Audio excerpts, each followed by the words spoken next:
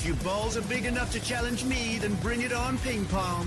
If you insist. A 19-year-old college student named Annie Lucia Lopez was deported while trying to fly from Boston to her home in Texas for Thanksgiving. I mean, it's a sad situation, but what do you want, us to not follow the law? Just shut the heck up for a second, Cal. This is a girl who came to the United States with her family in 2014 when she was 8 years old. Yeah, her family entered illegally and were arrested that year, but released as they applied for asylum. That was denied in 2015, and she and her family received an order of removal, yet they decided to stay illegally. Okay, well, according to her lawyer, Annie had no idea that order of removal existed until she was at Logan Airport in Boston to surprise her parents in Texas for Thanksgiving, and she was pulled into a car by ICE, transported to Texas, and deported within 48 hours to Honduras in handcuffs and shackles, a country she hadn't been to since she was 7. Look, stories like this suck, and anyone with a heart cares for Annie, but she is considered an adult with an order of removal, and the law is the law. Are you arguing for mass amnesty for anyone who came to our country illegally under 18? Well, then change the immigration laws to reflect that, but as it stands, ICE will continue enforcing. Okay, but listen to this. Once Annie's parents heard she got detained, her lawyer filed a motion, and a judge granted a temporary restraining order saying Annie can't be deported, yet ICE deported her anyway. Well, a TRO is only binding once the government has notice of it, and ICE claims Annie was already deported before they had notice, because here's the other thing. Her due process was already given in 2014. The order of removal already existed. Okay, well, that's just absurd. Maybe in cases where you're deporting a freshman college student away from her family during Thanksgiving, maybe a little more time should be given to, I don't know, ensure we're not skating past legal orders. But also, Annie's dad claims, yes, his family was denied asylum, but they had been assured by a judge that they did not have a deportation order. Okay, I would question that. I mean, once you're denied asylum and you don't have any other legal justification to be here, what do you think? You can't just be here forever. Well, what you definitely don't think is that once your 19-year-old daughter gets a scholarship at Babson University and tries to visit you at home, that she's going to be alerted of this order for the first time and deported even after a judge orders a stoppage. Look, when you have a president enforcing the immigration laws set by Congress, these sad stories are bound to come up. But what you're missing is the thousands of gang members and cartel members that are also being deported now because of the enforcement of the law. It's just that when Trump promised to go after the worst of the worst, no one imagined that meant a 19-year-old college student on a scholarship with no criminal history whatsoever. I mean, to be fair, he did run his campaign on the largest deportation in American history. I mean, what do you think that meant? I don't know. I mean, following the laws would be nice. That's what we're doing. Doesn't seem like it.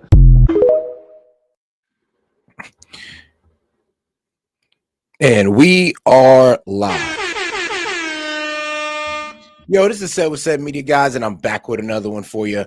All right, guys, we're about to get into Trump's little engagement with the press after the FIFA, after the FIFA ceremony, and then we're going to get into a media analysis, guys. Appreciate the support. Let's go ahead and double tap that screen, and let's get right into it, guys. Mr. President, the U.S. press. Thank you, everybody, very much. It's a great honor. This has been an honor for a lot of reasons. Number one, they've sold more tickets than any event has ever sold already, long before the kickoff.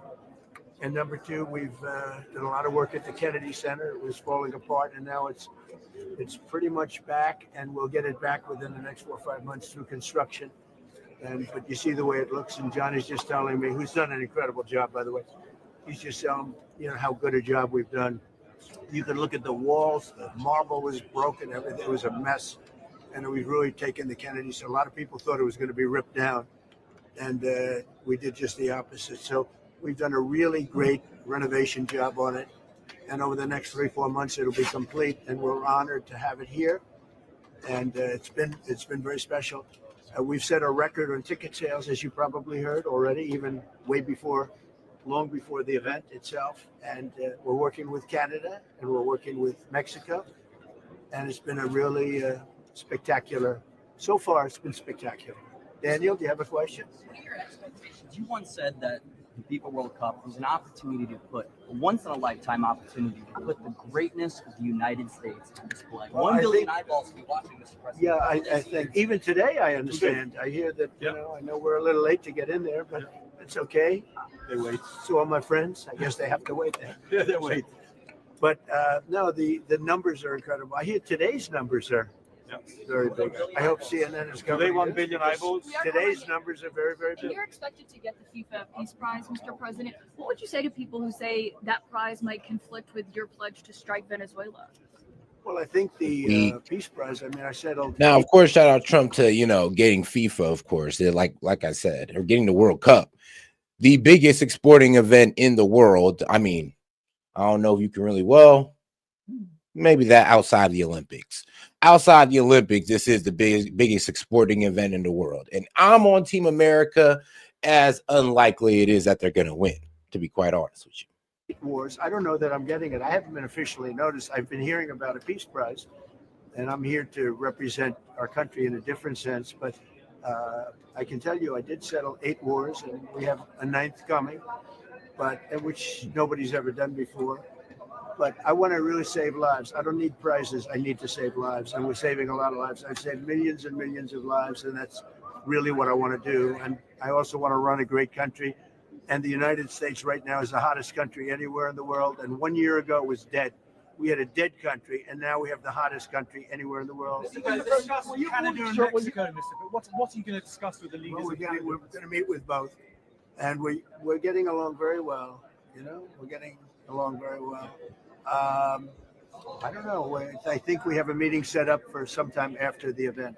All right, now everybody's a bit scared that Trump is going to bomb Venezuela, and I'm not too sure about that. I believe he's just trying to scare Maduro out of power to get him to run off to Brazil or wherever, but he's just not. He just can't be in power.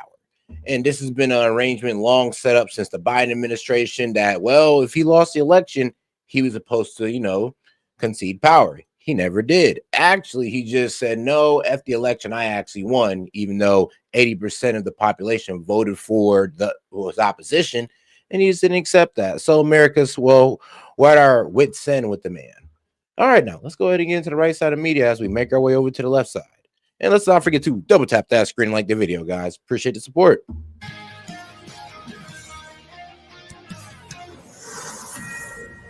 Fox News alert, the January 6th pipe bomb suspect just made his first court appearance. Sources tell Fox he'd been talking to investigators before the hearing and admitted to planning the bombs.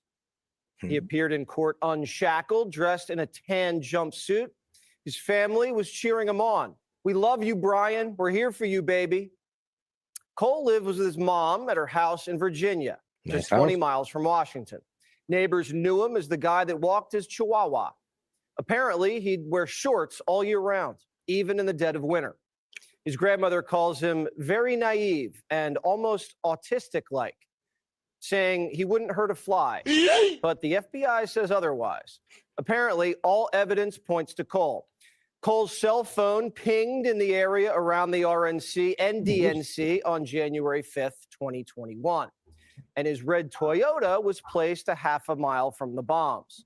So they triangulated his cell phone, pulled some credit card statements, and ran his plates. That's Detective 101 work. Joe Biden's FBI had 4 years to figure that out. And Chris Wray told Brett Baer. Yeah, apparently they caught him on surveillance video. They pinged, his cell phone was pinged to a cell tower.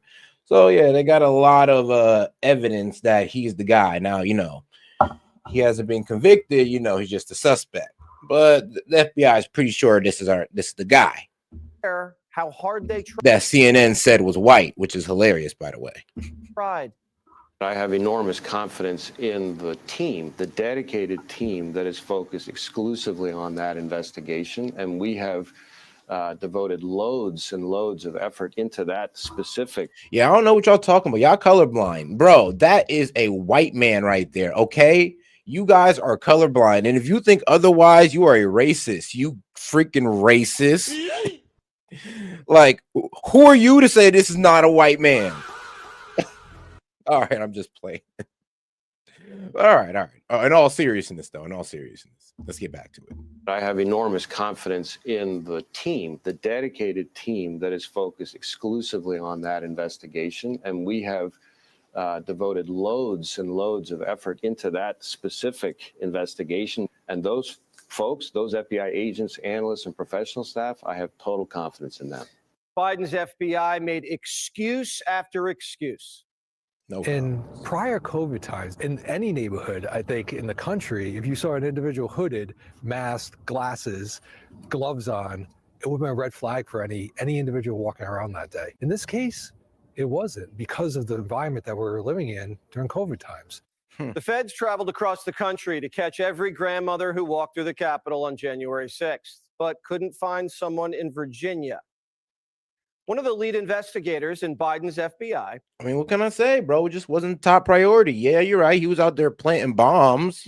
But while, you know, January 6th guys were just doing protesting, which turned into a riot. But yeah, he just wasn't top priority, even though he was out there planting pipe bombs. What can I say? The January 6th was just way more important.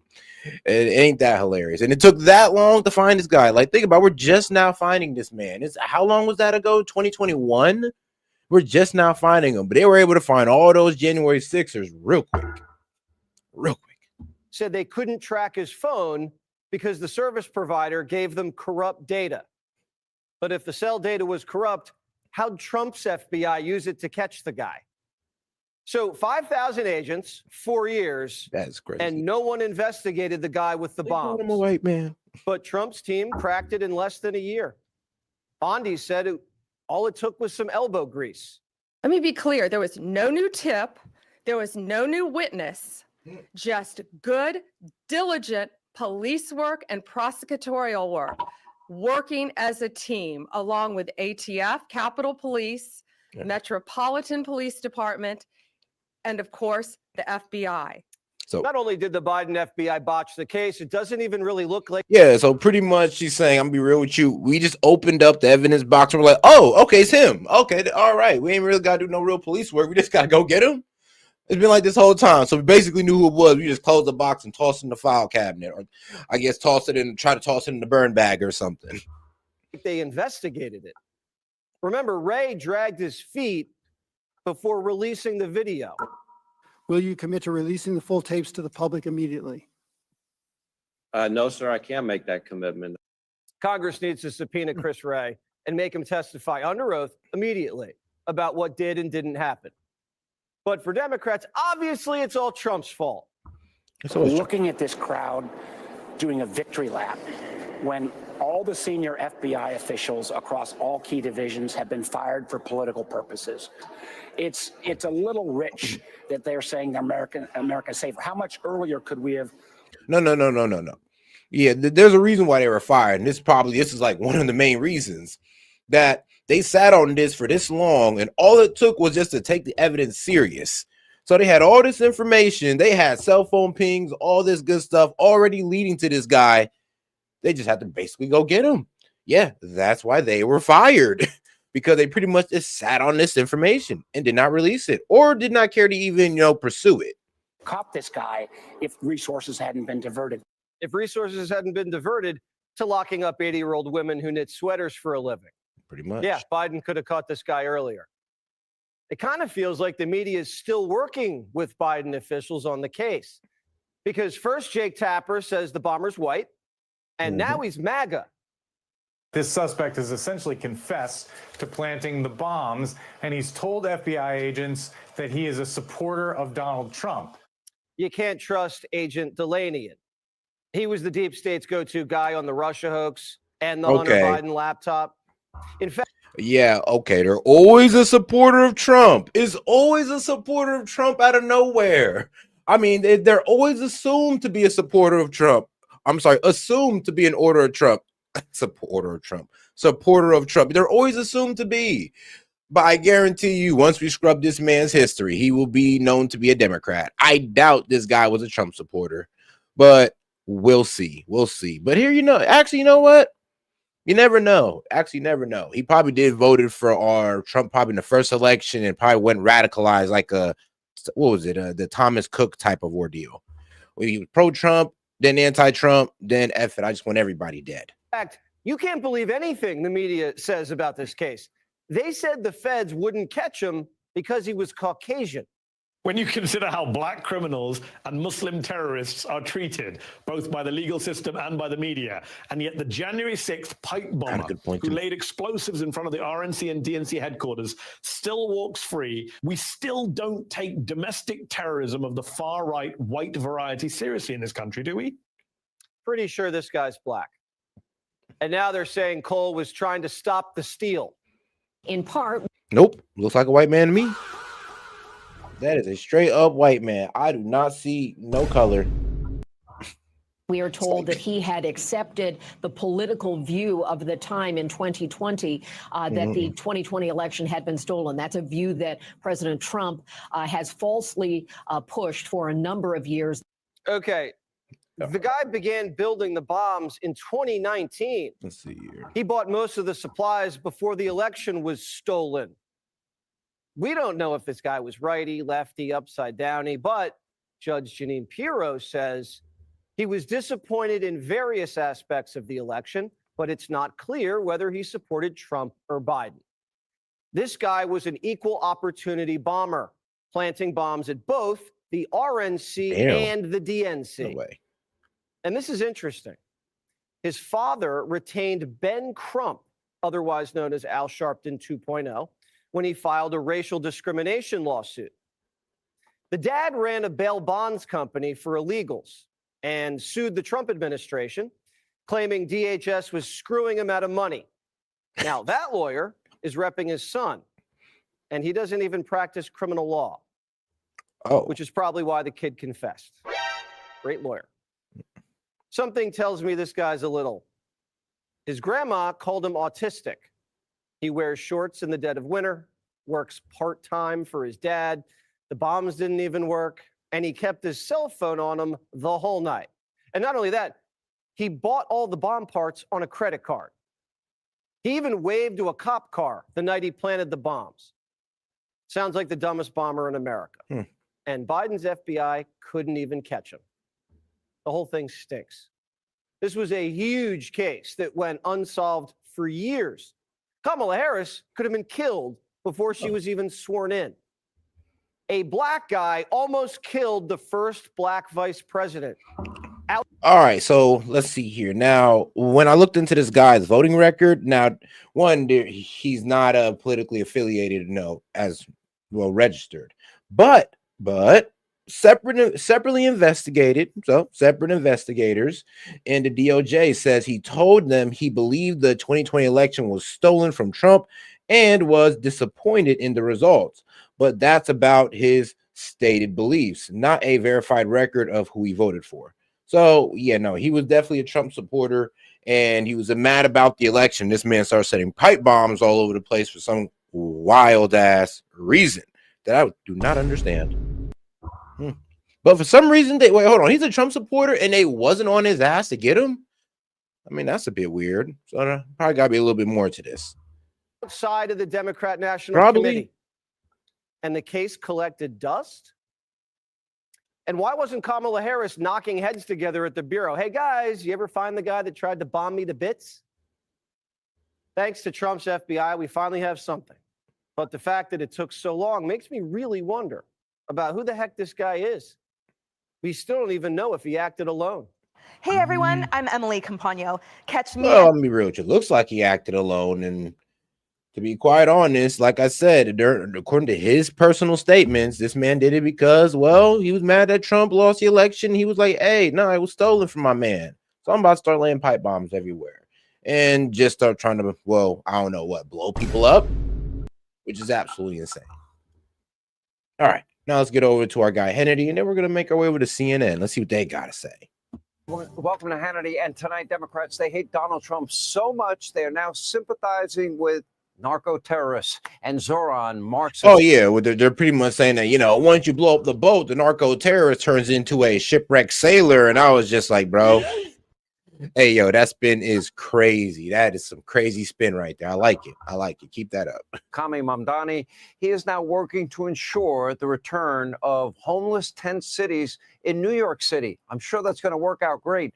And a major ICE operation in Minnesota just rounded up some of the, quote, worst of the worst criminal. Oh, God, do me a favor and double tap that screen like the video, guys. Let's get more people on the conversation by double tapping that screen. Appreciate the support. Illegals in this country. But we begin this Friday night with the story of the week.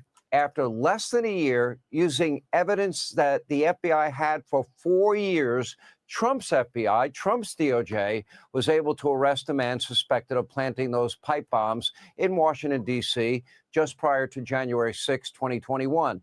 Now, this was an extremely high-profile case, but for some reason, in the 4 years, Biden's DOJ, they couldn't locate a suspect. The question we're asking tonight is why? Why didn't they apprehend Brian Cole Jr.? Now, according to the FBI, and we had Dan Bongino on last night, he was in the process of creating bombs since 2019 and continued to buy bomb-making materials after January 6, 2021. But as one savvy X account pointed out, so I already see how they're about to pretty much spin this one, or what the claim is about to be. They're pretty much about to claim that the Democrats knew this guy was crazy. They knew he believed the narrative. They knew he was going to go out and act about it, and they let him do it to pretty much stoke the fire of January 6th. Because, I mean, think about it. A riot plus bombs being blown off by a Trump supporter. Oh, my goodness. And the thing is, they knew all about it, and they weren't going to stop him. Why? Because it stoked the flames. It is what they needed. Now, this is all within speculation, of course. I'm not just going to assume duplicity on the Democratic Party like that. Okay, just a little bit. But come on now. It is tracking a little bit. As the investigation was unfolding at Biden's DOJ, this was the narrative on MSDNC and across the state-run legacy media mob. You decide. Take a look. Sid, I know, but hear me out. Jelani, you're a black man, I'm a Muslim. When you consider how black criminals and Muslim terrorists are treated, both by the legal system and by the media, and yet the January 6th pipe bomber who laid explosives in front of the RNC and DNC headquarters still walks free. We just learned today that then Vice President-elect Harris was inside the DNC when the bomb was found there. We still don't take domestic terrorism of the far-right white variety seriously in this country, do we? No, we don't. Nah, well, I guess we can take out the word white and just insert the word political violence. We don't take political violence in this country seriously. Like, F it, because he was black. Honestly, political violence can come from any race of people, any race, any color, it really don't matter. The problem is we just got to make sure that we understand that it's wrong, no matter which side does it, and for whatever reason. Okay, does that make sense to you? Not me. Anyway, you're probably not shocked, but and give me a break, guys. Look, I was just giving my speculation of how Fox is about to spin this. I'm just telling you what Fox is about to sell you, and it's up for you to buy it or not, is that the Dems let this guy go on to commit this, even though they knew he was going to do it to pretty much stoke the flames of January 6th. That's just, I'm just going to put that out there. All right? That's what they're going to hit you with. after getting it dead wrong again and again and again for the millionth time, the legacy media mob has still not corrected course. They haven't learned any lessons. You know, the latest hoax about Pete Hegseth, debunked. Now this hoax, debunked. And as we speak, they're desperately trying to make a connection between Brian Cole Jr. and President Trump, some even suggesting that Cole is a right-wing 2020 election denier, even though he started buying bomb parts in 2019. And then there's fake. No, he is. No. He is the 2020 election. Well, he does. He believes the 2020 election was stolen. That is actually true. So he actually told the FBI that. So I don't even know what Hannity's talking about. Yes, this man actually, well, due to the fact that he was doing this because he believed the election was stolen, we can sit there and say he is a Trump supporter. So it is what it is. I mean, the only effed up part about this is they try to say he was white. I mean, you know, the stereotypical Trump supporter, I guess, right? We're at fake news, CNN, exactly where he belongs, who gleefully referred to Brian Cole Jr. as a white man. You decide. Take a look. Brian Cole Jr., a 30-year-old white man from the D.C. suburbs, is charged with transporting an explosive device in interstate commerce and with malicious destruction by means of explosions. So like CNN, you know, ignore all the fires behind me in a city burning to the ground. These are mostly peaceful protesters. I don't know, Fake Jake. I think maybe you got it wrong yet again. It's incredible. Another self-described journalist who believes so deeply in his own virtue could get so many important stories dead wrong, like Joe Biden's cognitive decline, then write a book on it. Now, speaking of Democrats who are often wrong but never in doubt, Congressman Dan Goldman joined Circleback Jen Psaki on MSDNC to commemorate the arrest of Brian Cole Jr. by trashing the people that got the job done. All right, so this is what they're doing right here. So it does look like the left is going to say, all right, this is a radicalized Trump supporter. This is why these conspiracy narratives are dangerous. And that's where they're going to take it. And then the right, well, they're going to take it as, look, he wasn't even a registered voter or a known Republican. So don't just try to pin this on MAGA or the GOP. He could have just been some crazy guy who just went too far with the conspiracy loon or the conspiracy theories. Like, come on now. So we'll see where this goes. And let's not forget to double tap that screen and like the video, guys. Appreciate the support. The FBI director, Kash Patel, they almost seemed annoyed that the pipe bomb suspect was even arrested. Take a look. Do you have any belief or view that there was anything mishandled by the Biden administration while this investigation was ongoing? I don't even think their allegations are anything was mishandled. It's just the unfortunate reality is that this Department of Justice cannot help but make everything political. It's terrific if they got the pipe bomber. Excellent investigative work. They should be proud of that. But why does it have anything to do with Joe Biden? Why is everything chest thumping and this and that and that? Just do your job. They're so focused on the politics of everything. They're not focused on the safety and security of the American people. I mean, come on now. I had this guy out here running free for about, well, the entire Biden administration. So let's be real. You pretty much could say you put the people in danger by allowing this guy just to run wild. And you guys didn't pick this case up. Like, that's a bit weird. And that is what is missing. That's what we're losing through this dreadful FBI. No question about it. Biden's FBI, Biden's DOJ failed. It was, let's see, Kash Patel, Pam Bondi, Dan Bongino. They got the job done. Per usual, Dan Goldman is spewing utter nonsense.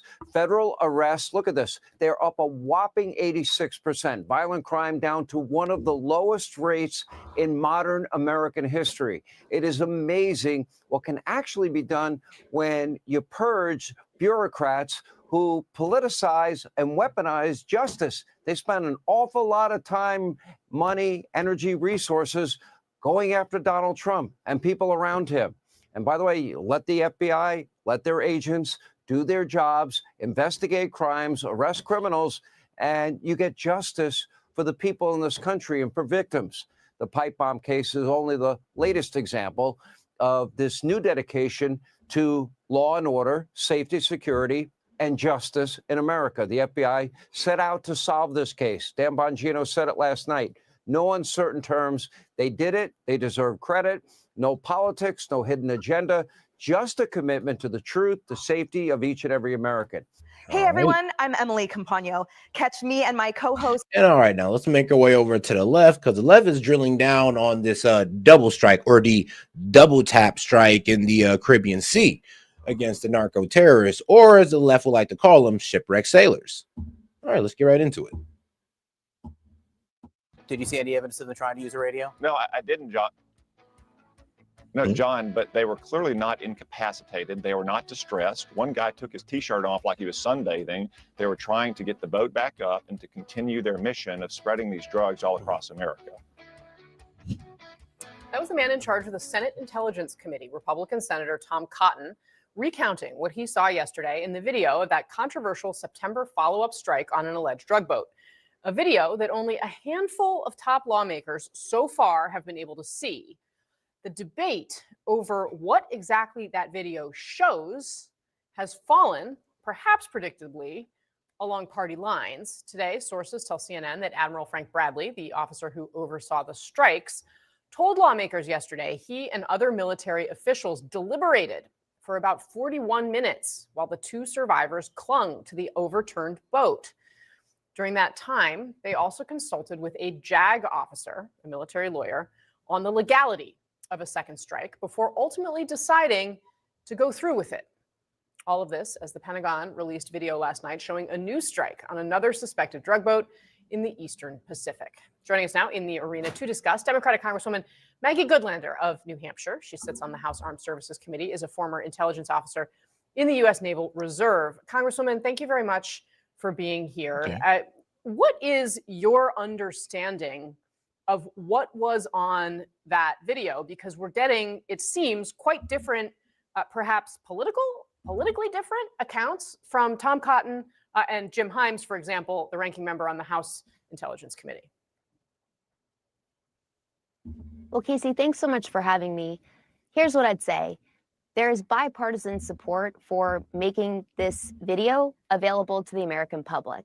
I have not seen the video myself, but what I do know is that Shoot, everybody need to see it at this point, because it's either Hegseth is bullshitting us, or that leaker just might have misinterpreted or what he saw. Like I said, it could have been 2 bags of heroin floated together, and then he could have mistaken it as 2 people.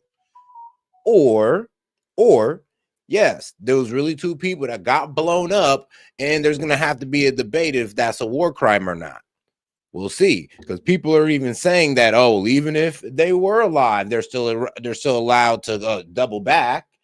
And then there's people saying that, well, no, once you blew up the boat and they were seen as alive, they were, what would I say, non-lethal combatants. So you just can't sit there and just blow them up. It's a war crime. I mean, those are the arguments. lawmakers who did see it, my colleagues, including Congressman Himes and Congressman Adam Smith, who's the ranking member of the House Armed Services Committee, a committee that I sit on, have said that yesterday's briefing and what they saw raised more questions than they got answers. And look, we should have a full public accounting of what happened here. The president said as recently as 2 days ago that he'd be happy to make this video public, and the American people should see it. Congresswoman, do you believe, based on these accounts, that a war crime was committed here? So look, that is a judgment that depends on a very rigorous and careful review of the facts. And that is something that we are committed to getting to the bottom of. And so that is my position. I'm deeply concerned, as any human being who hears and reads the reports of this account. But this is a judgment, Casey, that is really dependent upon a careful and rigorous review of the facts and a deep understanding of the law too. And I think the law here, yeah, we're all gonna have to. You're gonna have to release it for the facts, because Way Hegseth was talking that, oh, he didn't even see 2 bodies. He just seen a boat with flames on it, so he didn't even know what everybody was talking about when they were talking about a double strike.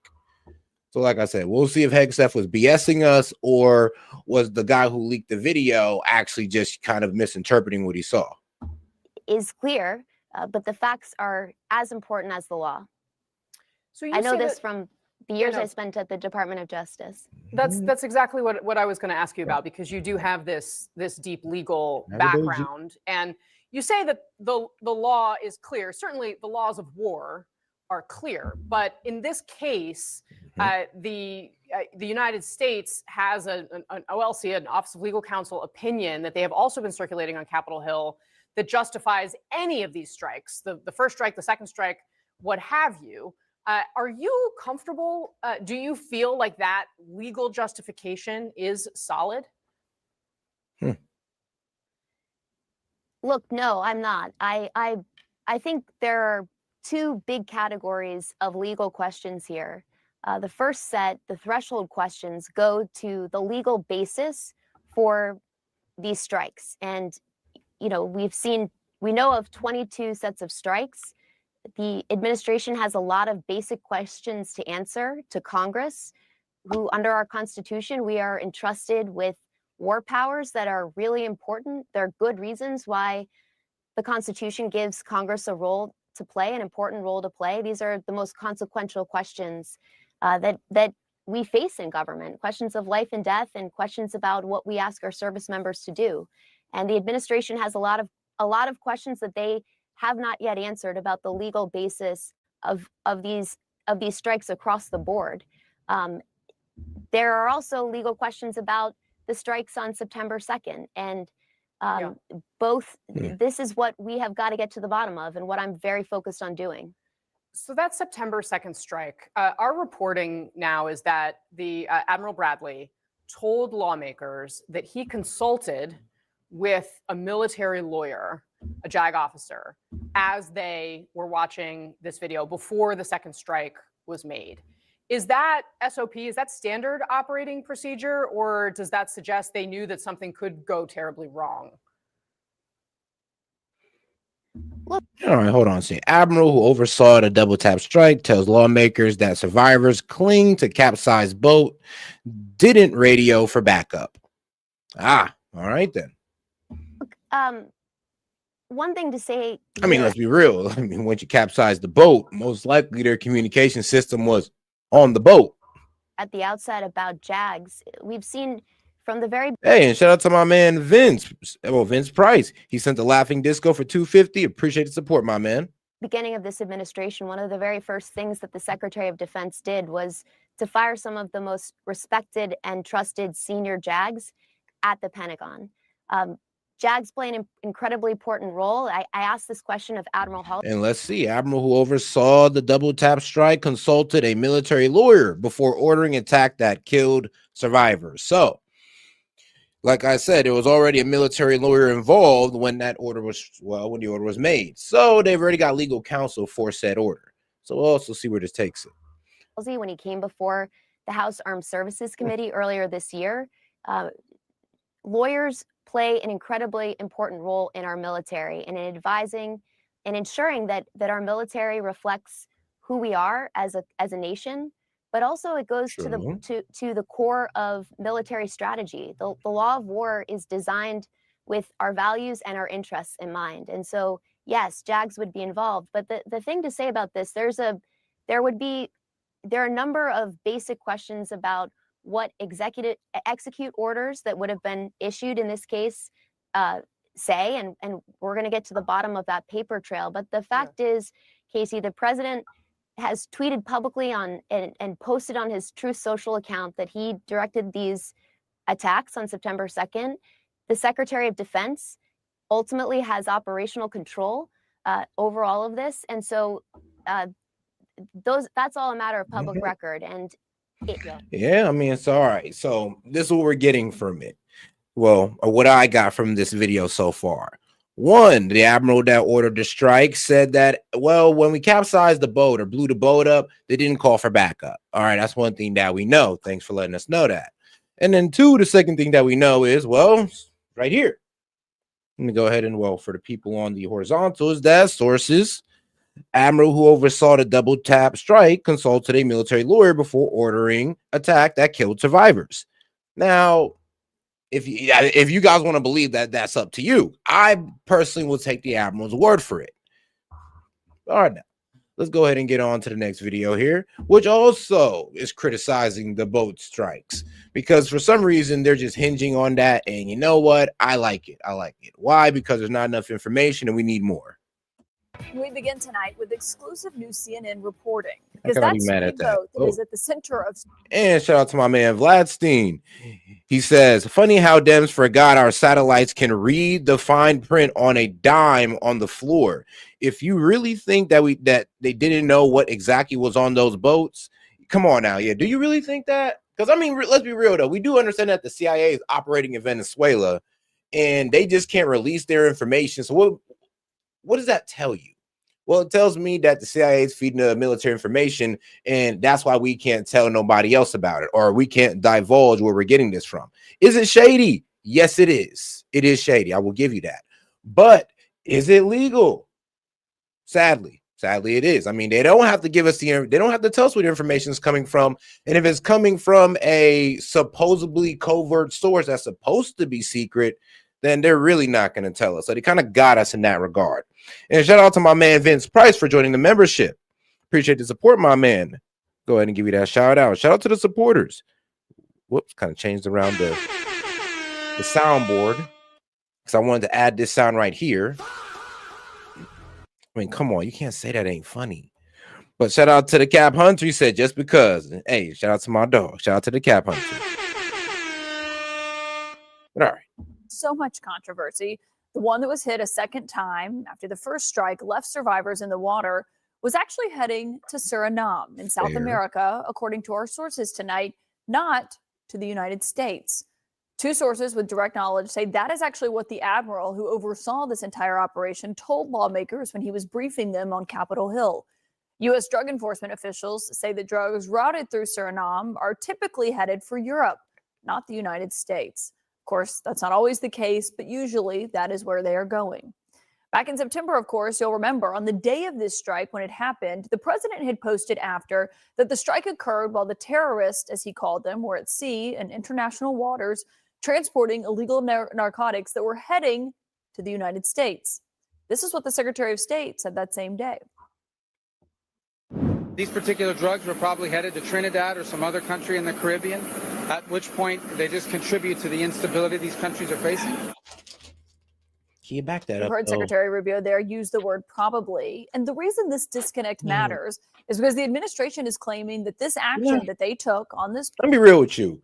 I think even the Dems would be okay with this if maybe if we did leave them alive, capture them, use them for intel, and then maybe we can back some of this up of, okay, why are we striking these boats or something? But here's the thing though, like I said, it seems like this is coming from the CIA because, well, there's no disclosure on it. And I mean, even getting well, I'm be real with you, it is kind of funny how they're slow rolling the bombing of this boat, seeing that, you know, there were 2 survivors and everybody wants to know about these 2 survivors or these shipwrecked sailors or narco terrorists, however you want to call them. Like, we want to know about these guys, and yet this video, I mean, well, yet this boat strike has been released, but y'all was so quick to release the other ones. I mean, why was this one kind of slow rolled? I am a bit suspicious of that. Boat with that second strike was necessary to protect this country. It comes the same day that we saw in part a contrast in the image the president wants to project and the actions that his administration is currently undertaking. I was there today as the president was walking the red carpet at the Kennedy Center. He was dancing to the YMCA and genuinely seemed to be having a great time at an event that was kicking off the upcoming World Cup. It's going to be taking place across North America next year. And the highlight of that entire event for the president, I mean, shout out to the World Cup. I mean, who you got this World Cup? seemed to be this moment. Mr. President, this is your prize. This is your Peace Prize. There is also a beautiful medal for you that you can wear everywhere you want to go. The president quickly put the medal around his neck while we were there. He was being awarded the inaugural FIFA Peace Prize. It's a new award that didn't exist a year ago, and it's one that FIFA now says is going to be given to someone who has taken exceptional and extraordinary actions for peace, and by doing so, have united people across the world. It was all right. I didn't even know they had a Peace Prize. Trump awarded newly created FIFA Peace Prize. I mean, well, the World Cup is something that encompasses all countries because all of us love soccer. I'm not the biggest fan of soccer, but I still like it, though. I respect the sport. Now, shout out FIFA. But yeah, it is basically encompassing all of the world. So you could damn near like put it on that level of a global prize. Is it wild that they made a new one for Trump? I'll be real with you. Yes, it is. It's absolutely insane. But is it funny? Is it funny though? Don't take it so personally because it's funny. They created an award for this man. Like, all right, the Nobel Peace Prize didn't want to give it to him. Don't worry. FIFA will. Shout out FIFA, man. You know what? I might just go buy that new FIFA game. I might just do it. But all right, guys, let's get right back into it. As petty as this is, I mean, come on, let him have it. Now, set off last, and he says, don't forget the Panama Canal. Which country thought they owned it and were having their fishing vessels in super harvesting in the Gulf of America? Yeah, that is true. And then, like, they also do enslave people on those little fishing vessels. Actually effed up, especially when it comes to getting shrimp. Bestowed upon President Trump by FIFA's president, Gianni Infantino, today. Thank you very much. This is truly one of the great honors of my life. And beyond awards, Johnny and I were discussing this. We saved millions and millions of lives. Now, Infantino was also a really big supporter of giving the president the Nobel Peace Prize. That ultimately went this year to Venezuela's opposition leader, but it is certainly one that has very much been on the president's mind, including during this week's cabinet meeting. Every time I end a war, they say, if President Trump ends that war, he's going to get the Nobel Prize. If I end that war, well, he won't get it for that war, but if he ever gets it for the next war, now they're saying, if he ever ends the war. I'll say this. It's not like they're giving it to him for no reason. I mean, did the man not just end multiple conflicts around the globe? Like, I mean, let's be real. To have my man not spared like multiple lives from continuing to be wasted on the battlefield, did he not do that? Okay, then. So let him have it. Let him have it, man. Come on, let's not hate. With Russia and Ukraine, he's going to get the Nobel Prize. What about the other 8 wars? Well, India, Pakistan. Well, I say let's not hate, but Sid's not having it though.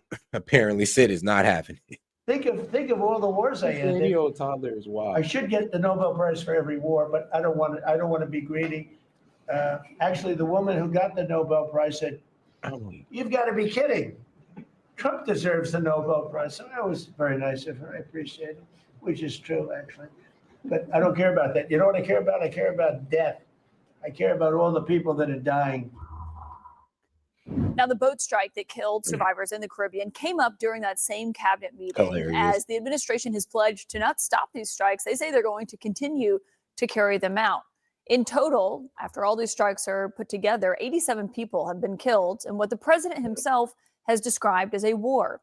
It's a war that Congress has not declared, and it is using military force that Congress has not authorized.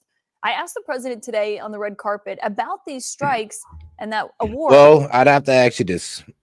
So, well, now, like I said, they're designated a terrorist group, right? So when we bombed the Houthis in Yemen and they're designated a terrorist group, was that approved by Congress? No, it wasn't. It wasn't at all, actually. You can actually look that up. When we struck the Houthis in Yemen and blew up that apartment building, most likely killing innocent civilians, was that congressionally approved? It wasn't. So now these terrorists in the middle of the Caribbean Sea, does that same standard hold to them? Most likely. And the contrast that is created here. You're expected to get the FIFA Peace Prize, Mr. President. What would you say to people who say that prize might conflict with your pledge to strike Venezuela? Well, I think the Peace Prize, I settled 8 wars. I don't know that I'm getting it. I haven't been officially noticed. I've been hearing about a Peace Prize, and I'm here to represent our country in a different sense. But I can tell you I did settle 8 wars, and we have a 9th coming, which nobody's ever done before.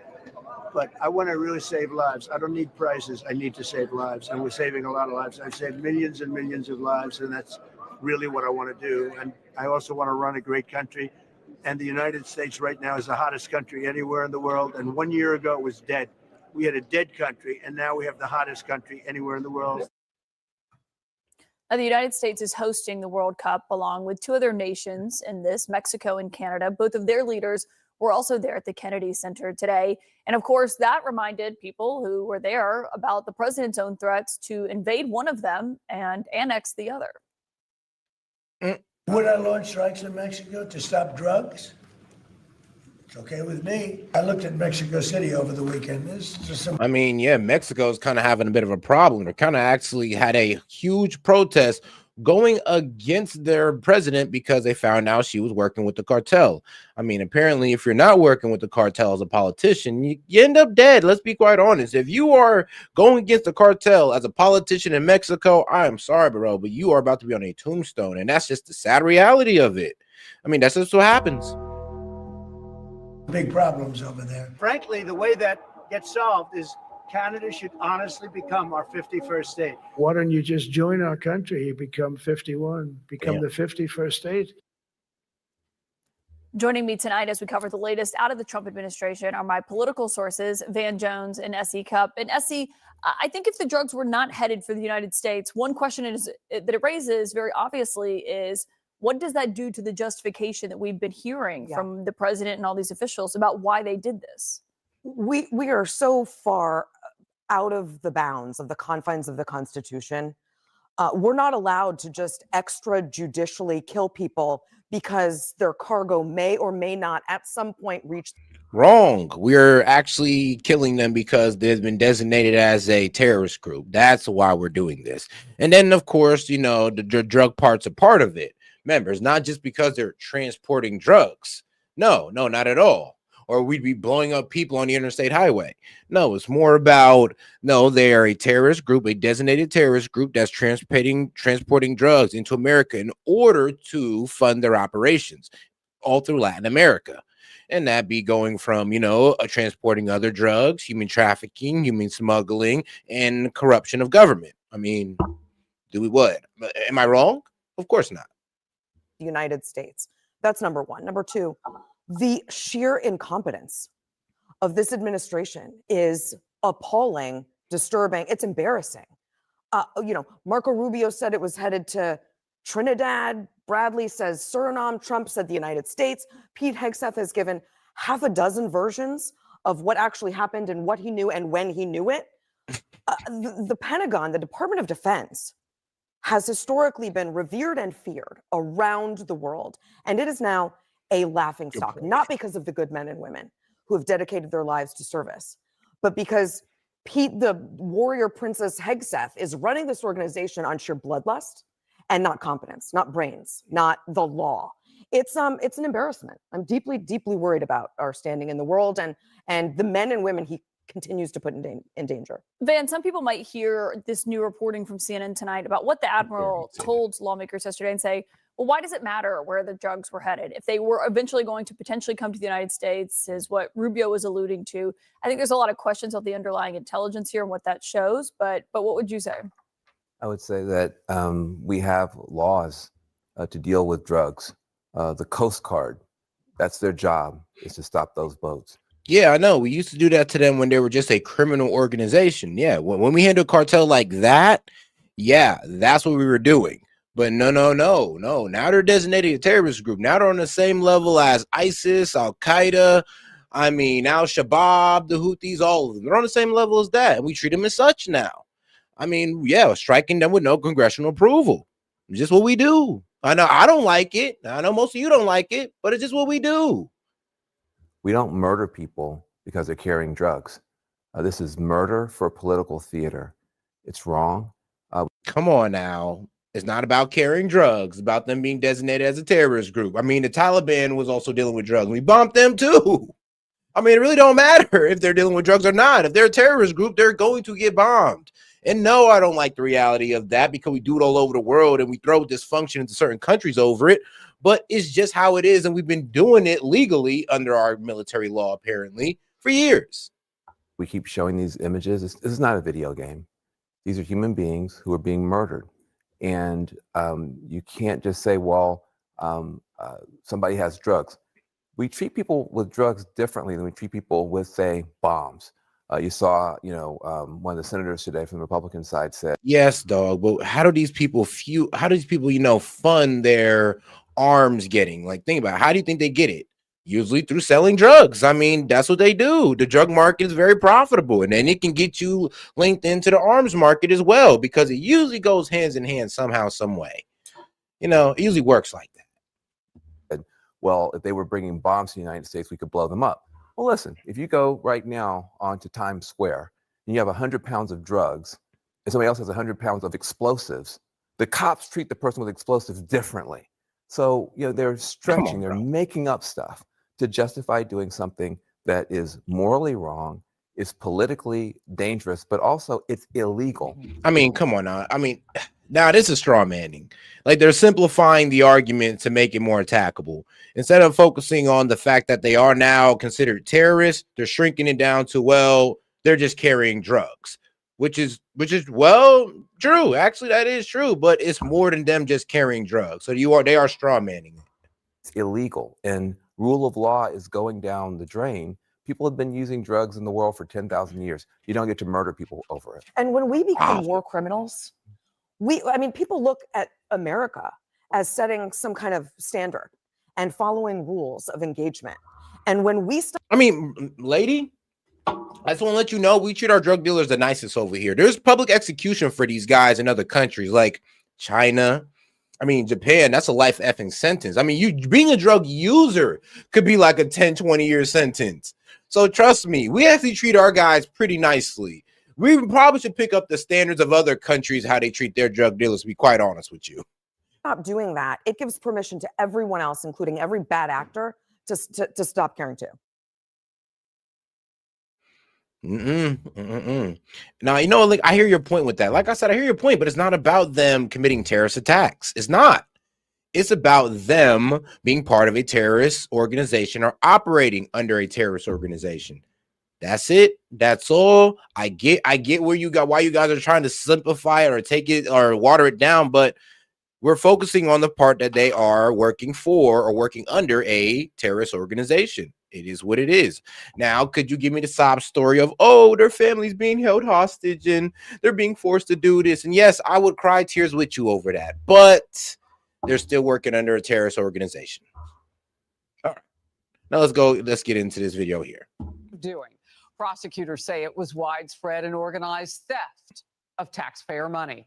I'm Harris Faulkner. You are in the Faulkner Focus. House Oversight Republicans are accusing Walson Ellison of looking the other way to avoid political problems with Minnesota's influential Somali community. If you can't get that vote in that community, you can't win in politics in that state. It's very real. Ellison claims everything is under control now. No way. Come on now, bro. Like, Fox, how do you sound right now? There's only like 80,000 to 100,000 of these guys. You're telling me you can't win in that state? Now, if you told me in that district, I'd be okay. Okay, that makes sense. If you even said the city, I'd be like, you might have to run the numbers by me on that one. But the state, I could even call that bullshit. Come on, bullshit. Bullshit. Not the whole state. You don't need to satisfy. You could piss off every Somali in the state of Minnesota and be governor at least, as long as you appeal to everybody else. Well, we're glad that we took the action that we did. I convicted over 300 people in the last few years for Medicaid fraud. So we are very— Oh, God, do me a favor and double tap that screen and like the video, guys. Appreciate the support, but let's get more people on the conversation by double tapping that screen and hit the icon at the top to go to the main page and subscribe to the channel. Appreciate the support, guys. very able to go after fraud, and we do all the time. Prosecutors have charged more than 75 people, so they didn't find everybody clearly if they were even looking, in 4 separate ongoing investigations. Here's the Republican Minnesota House Speaker. We're finally getting that national attention that we need so much here in our state to have full investigations. But you're right. It's over $1 billion in taxpayer dollars that have gone out to fraud instead of going to the people that needed those services the most. Former White House Press Secretary Ari Fleischer in focus in a moment. I want to go straight to our correspondent Garrett Tenney, who's been all over this story since it broke. Garrett. Well, here's the level of fraud investigators are finding in Minnesota is growing by the day. Kelly Loeffler, who leads the Small Business Administration, says in the 2 days her agency has been investigating the state, they've uncovered at least $1 million in PPP fraud just 2 days in. Makes sense. Several of the whistleblowers in Minnesota have also told lawmakers they believe the total amount of fraud could total up to more than $8 billion. Governor Tim Walz, who is up for re-election, is under fire for all of this happening under his watch. But he says they have paused these programs. They've brought in outside auditors to get an idea of how far-reaching this fraud was. They're taking steps to keep it from happening again. And he's defending his management of the state while also taking shots at Republicans and the president. Of course. And in spite of the headwinds we're up against, Minnesota ranks economically, economic growth, happiness, number of people insured, education levels near the very top. So I'll tell you what, I have no interest in having this state look like Oklahoma or Mississippi. And if folks are going to commit crimes here— All right, bro, hold on now. What do you mean by that, bro? That was wildly disrespectful to like your fellow, I'm gonna be real with you, to your fellow countrymen. That's a wildly disrespectful. Like, what do you mean by that? There are great places and great like neighborhoods, great cities in all states. I'm not gonna sit here and say that only good cities and good states are in red or blue states. Like, bro, chill with that. Like, really? Because our generous spirit and our programs that we have is going to give them some kind of cover, they are sadly mistaken. Yeah, Minnesota is also now home to the single largest pandemic fraud scheme in the country. And Republicans argue that Walz and other Democrats opened the door to this by offering such generous social welfare benefits without any real protections against fraud. He said, explain the 8 wars he ended off the dome. Like, explain them? Well, I know the most current one was what was it? Congo and Rwanda, of course. I know there was Cambodia and Thailand. Let's see. Of course, there's Israel and Gaza. That's 3. Man, that's the first 3 off the top of my head. if anything else comes up, I'll let you know. I'll let you know for sure, buddy. Don't worry. I got you, Sid. I got you. And then ignored warnings about that fraud because they didn't want to lose the support of the Somali community. The whistleblowers that I've spoken to Oh, are saying India and Pakistan. I don't even know how I forgot that one. India and Pakistan. So there's 4. All right, we're 50% there, big dog. We're 50% there. staff and scolded them for pointing out fraud. Minnesota Congresswoman Ilhan Omar told CNN this week she believes the fraud spiraled out of control because COVID programs were rolled out without sufficient guardrails. It's also worth noting the owner of the restaurant where Omar held her 2018 victory party is among those from the Somali community who have been convicted of profiting from the schemes. Harris?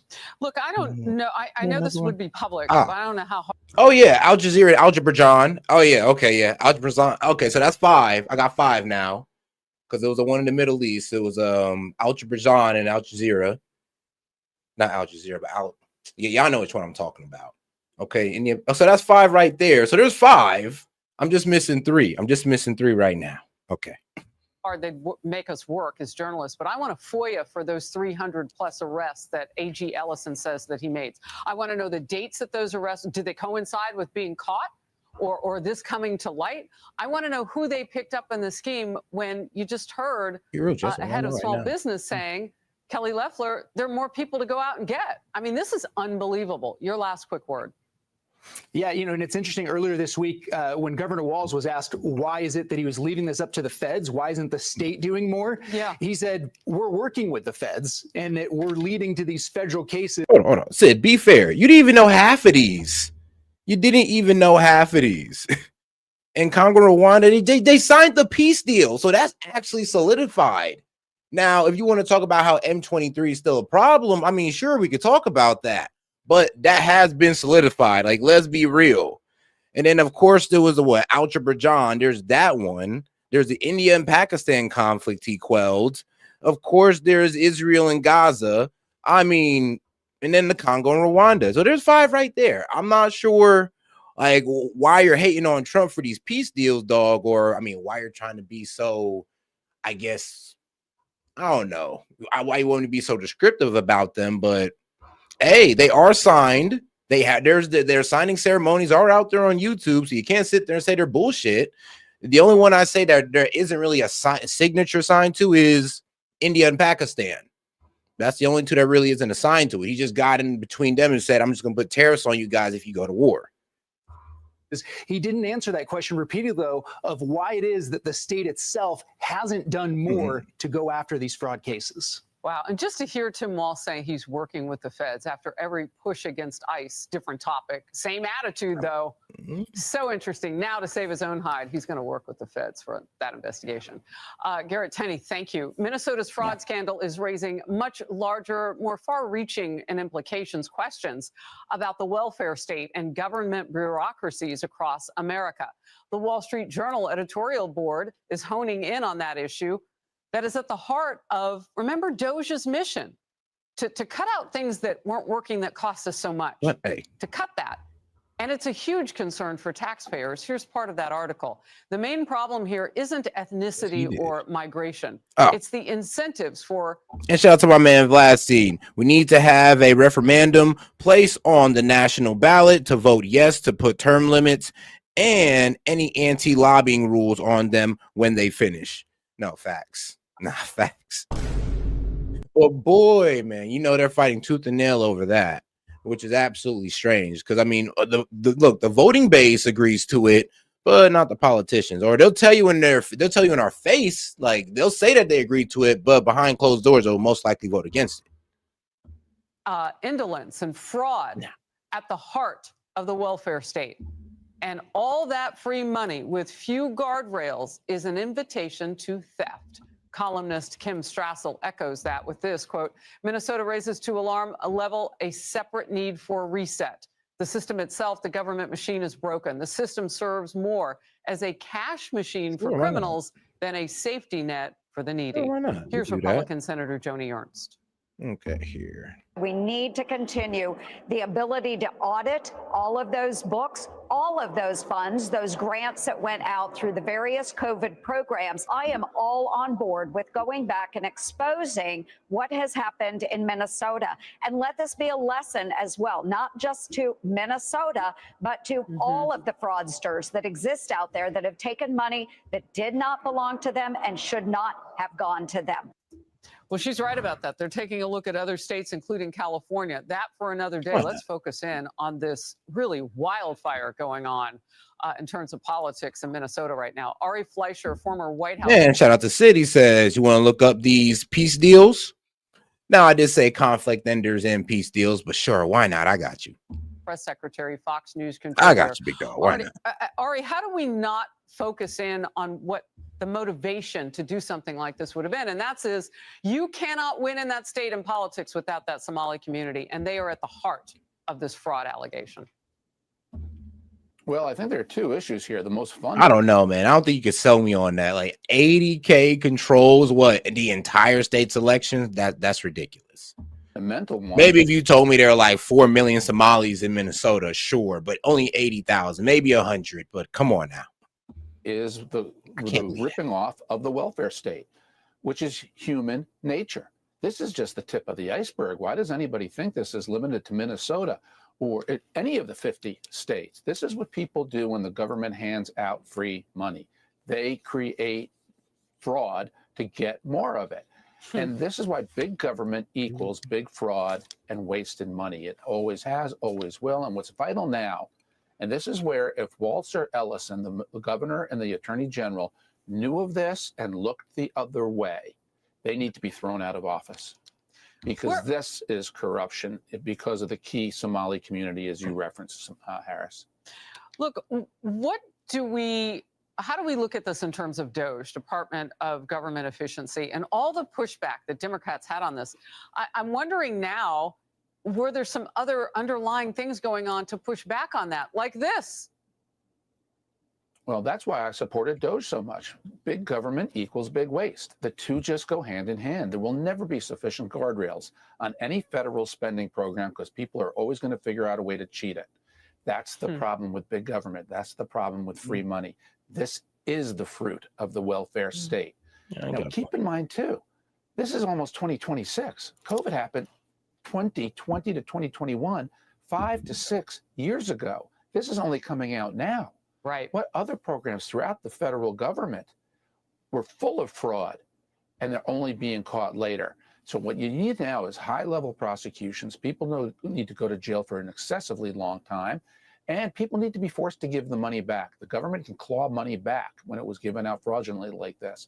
That's what you need to do. Looks like Minnesota won't do that. Minnesota will just try to let this be swept under the rug because of the importance of the Somali community there. But as the Wall Street Journal was good in pointing out, this is not about ethnicity. This is about government welfare state and the fruits of welfare. Look, Islamic terrorist group Al-Shabaab is said to have gotten that money. You can't claw that back. Right. Wow. All right, let's move to this. And thank you very much. All right, this news just breaking moments ago. Fox News has obtained photos of one of the Somali illegal immigrants wrapped up in the Minnesota fraud scandal, posing with several high-profile Minnesota Democrats, including Congresswoman Ilhan Omar and Governor Tim Walz. The man pictured. Yeah, that ain't a good look. That is not a good look for them. And like I said, it is a bit weird how they're saying, okay, now I'm somewhat starting to see it, but nah. I can see how they have Somalians high up there in their government, but to sit there and say that the Somali community controls the voting outcome is crazy. Abdul Dahir Ibrahim, he entered the country in 2000 and has had an order for removal since 2004. He also has a prior conviction in Canada for asylum and welfare fraud. ICE tells Fox News Ibrahim was granted temporary protected status for 10 years, but should have never been eligible. We are going to have more on this in our next hour. A massive fraud scandal unfolding in Minnesota, turning into a wake-up call on America's broken welfare system. As more details come to light about scams that bilk taxpayers out of what could be more than $1 billion. Yes, they sound like Dr. Evil. It's $1 billion. Welcome to a new hour of America Reports. I'm John Roberts in Washington. That's real money, Sandra. That is real money. Good to be with you on this Friday, John. I'm Sandra Smith in New York. So one startling example sticking out concerns a program to help recovering addicts find stable housing. Initial estimates for the housing program was for just under $3 million annually. But an indictment shows grifters fraudulently billed Medicaid more than $100 million last year alone. Garrett Tenney is live on this out of Chicago for us. What do you have, Garrett? Well, Sandra, several of the whistleblowers in Minnesota have told state lawmakers that by the time these investigations are through, they believe the actual size of this fraud, the amount of taxpayer dollars that has been stolen, could be higher than $8 billion. We are already seeing some of that. 2 days into the Small Business Administration's investigation, Secretary Kelly Loeffler says the agency has uncovered at least $1 million in PPP fraud. And the state itself is now looking into the possibility of fraud in another Medicaid program. Minnesota's Department of Human Services is now pausing the issuing of new licenses for disability service providers over concerns of fraud after an explosion in the number of applications for new licenses over the past 5 years. Jesus, this is like fraud going on across the board. Like, this is complete mishandling of taxpayer money. And I mean, the way they're abusing Medicaid, of course, no wonder they want so much spending in Medicaid. It's like, bro, you're taking out of our fraud fund. So, of course, they're fighting for extra spending in Medicaid. It all makes sense now. Well, it always did, actually. Going up 283%, while the number of people needing those services only increased by 25%. Governor Tim Walz, who is up for re-election, is under fire for all of this happening under his watch, but he says they have investigated every claim of fraud that's come in, something whistleblowers dispute, and says the state is taking the steps it needs to keep it from happening again. We've acknowledged that this is serious, needs to stop. It is stopping. People are continuing to go to prison. I think the good news for Minnesotans to know when that 90-day pause is over and the third-party audits are done, we will have a better picture than we've ever had, which I think is really good. While all of these investigations are getting underway, Republican lawmakers are sounding the alarm about Minnesota's new paid leave program launching next month that allows anyone in the state, regardless of their citizenship status, to take 12 weeks of paid leave a year paid for by the state. GOP lawmakers say the program is ripe for abuse. It was written so broadly that you can take advantage of it and abuse it, and no one's going to come looking for you. The taxpayers put in a bunch of money to launch the whole thing. So this is going to be the next horrible thing coming out of Minnesota. And it's important to remember the FBI is also still investigating the massive fraud schemes there. This morning, Attorney General Pam Bondi said there are going to be a lot more arrests on this coming. Sandra? Okay, thanks for keeping track of it for us. Garrett Tenney in Chicago on that for us. John? All right, let's dig deeper into all of this by bringing in Texas Republican Congressman Brandon Gill, a member of the House Oversight Committee, which is now investigating fraud in Minnesota's social services system. Congressman, good to have you with us this Friday afternoon. Thank you for joining us. So there are plenty of accusations that Governor Tim Walz turned a blind eye to this. And the Wall Street Journal sums it all up this way, quote, Democrats won't acknowledge fraud because they want more Americans on the dole. Welfare is central to their political business model. Republicans who make this scandal about immigration are missing the point and missing an opportunity to educate Americans about the entitlement state grift. Man. What do you say to that? That is wild, though. And I mean, shout out to Sid, because even Sid is out here holding this party accountable by saying, yo, they need to be more upset about this. They do. But the problem is, and I think Sid, doesn't this kind of expose why they wanted more Medicaid spending, why they want all of these programs to be funded? Now, no, I'm not even going to sit here and say that, oh, they know the fraud's going on, but I don't know. Maybe some of the people who are, you know, in their ear know that the fraud's going on and they're telling them, no, keep it going, we need it. Like, I don't know. It's either they're being manipulated into supporting this or they're just supporting this outright, because it's just oh so suspicious how this lines up. I mean, fighting tooth and nail for Medicaid, but Medicaid is highly fraudulent in some of these states. Like, come on now.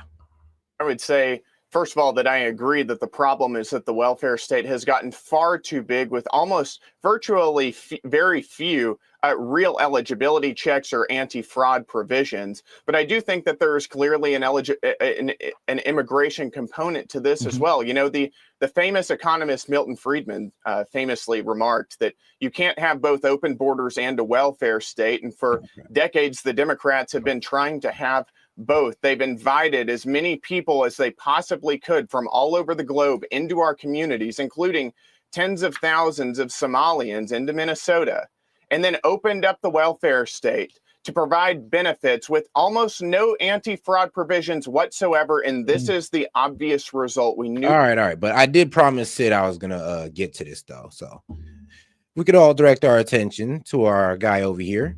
I mean, shout out ChatGPT. I had to have ChatGPT graphed out the conflicts. Yeah. So you can see I ain't bullshitting, my man. So, yes, of course, we got the Israel-Hamas deal. So we got the Israel and Hamas. We got Israel and Iran. I guess, wow, I mean, I guess you can count that too. I mean, Sid, if you want to be fair, you know, we can count that. India and Pakistan. And then, of course, remember, this one's not really a peace deal. This is him just stopping the conflict because he intervened and got them to agree to a ceasefire with the threat of tariffs. Now, you know, the flare-up ended, and this is where the conflict, and this is where the conflicting arguments are right here. The flare-up did end with a ceasefire, but India says the U.S. didn't broker it. They said talks were bilateral. Pakistan, by contrast, nominated Trump for a Nobel Peace Prize over his role. So India says, no, Trump had nothing to do with it. But Pakistan said, what you mean? Trump had everything to do with it. What are you talking about? So I don't know what India's deal is, but it is what it is with them. Thailand and Cambodia, border fighting. Yeah, now you've seen their signing ceremony on that run. Rwanda and Congo. Well, we've seen the signing deal on that one. And Armenia and Azerbaijan, we've seen the signing on that one. Ethiopia and Egypt. Now, Trump claims he brought peace between Ethiopia and Egypt over the Grand Ethiopian Renaissance Dam, but this has been a long-running political dispute over the Nile water and has never actually been a shooting war between them. There is also no signal 2025 deal to resolve this dispute.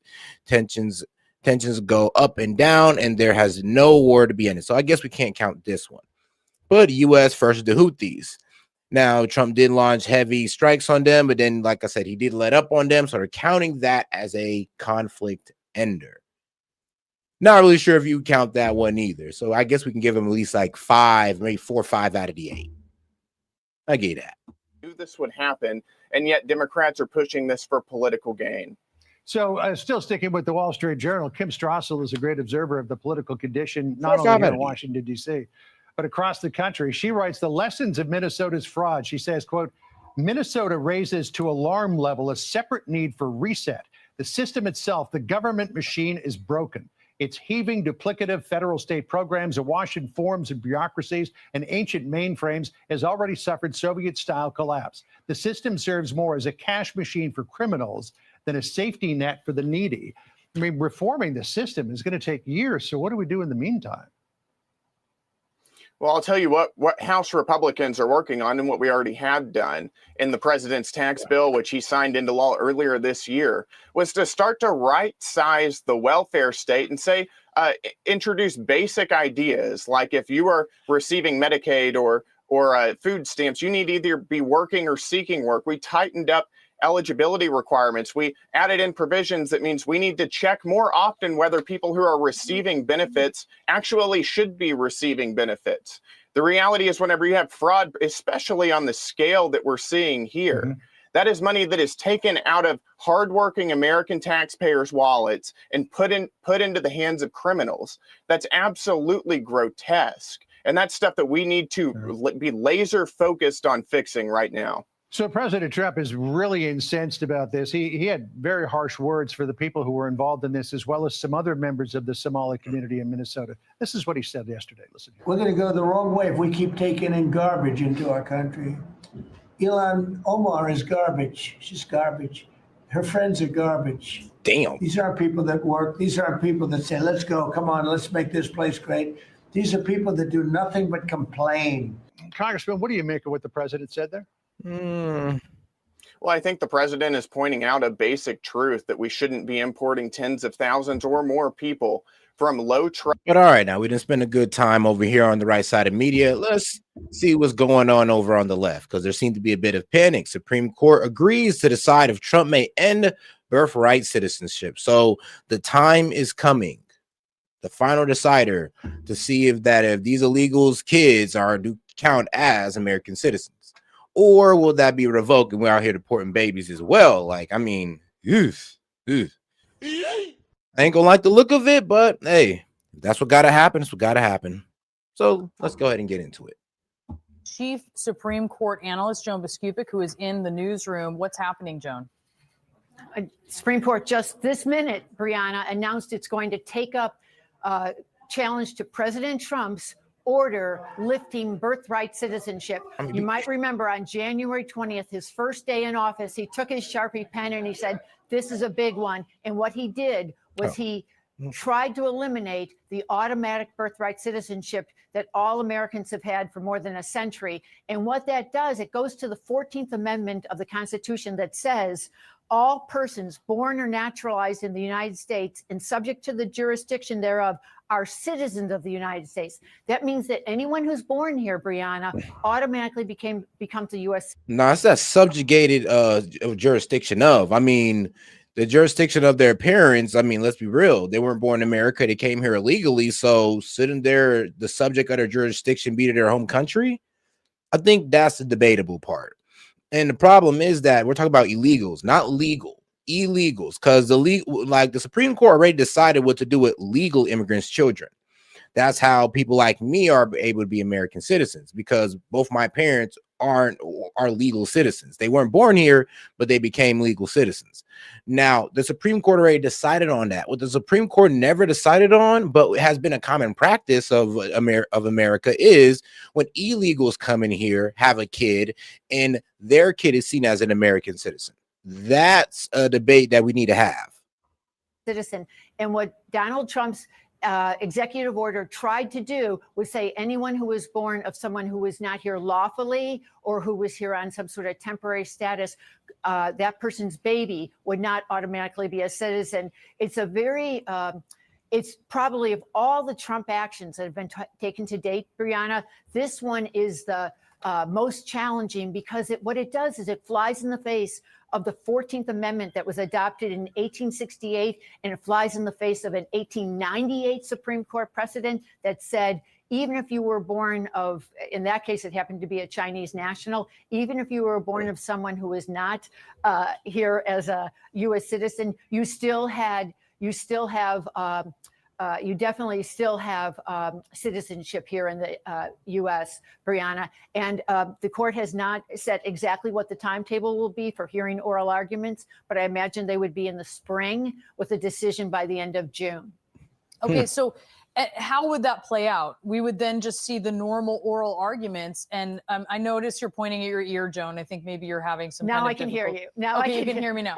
All right. So how would that play out? We would just be able to hear oral arguments and really get a sense of where the justices are. Oh, guys, let's make sure to double tap that screen, like the video, guys. Let's get more people in a conversation by double tapping that screen.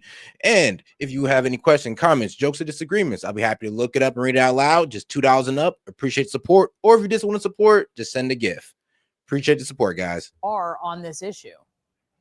Exactly. Just as a kind of reminder of what's happened, the Supreme Court took up a kind of a mini chapter in this last spring when several lower court judges said that this was blatantly unconstitutional and issued nationwide orders. And the Supreme Court heard just a part of that dispute, saying they'd look only at lower court judges' authority to issue nationwide injunctions.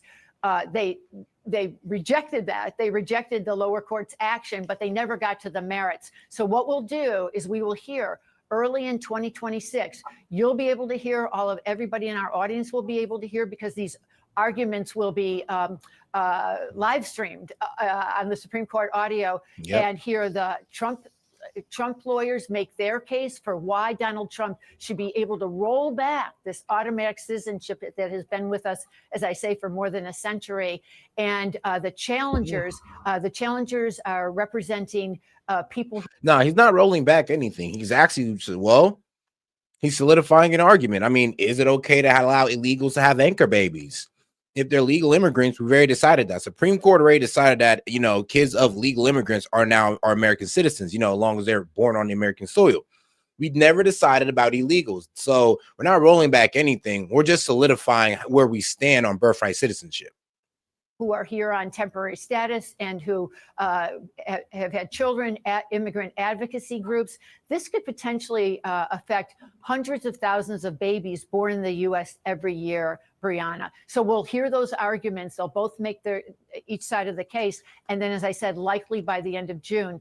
Now, I've really tried to convey what a major step this was of all the Trump executive orders that have taken place since January 20th. This one is probably the most audacious, and you know, that is actually not a judgment that's too far-fetched, because even the Trump lawyers have talked about it as a novel and sensitive thing that he's doing here, because no one has ever tried to roll back something that's been in place since 1868 in the 14th Amendment. So I have to say, just at this point, having not even heard the arguments that will be presented to the court, they have a very steep mountain to climb if they think they're going to get even this conservative court to rule for them, Brianna. Yeah, so true. And very interesting that they've decided to hear the arguments, because whatever they say is going to that's what I'm saying. She's trying to make it sound like they're going against all, you know, like birthright citizenship, but no, they're not. I mean, like I said, they're only deciding if the kids of illegals are getting birthright citizenship. That's it. That's all. So her trying to make it sound like, oh, they're coming after everybody's citizenship, even the legal ones.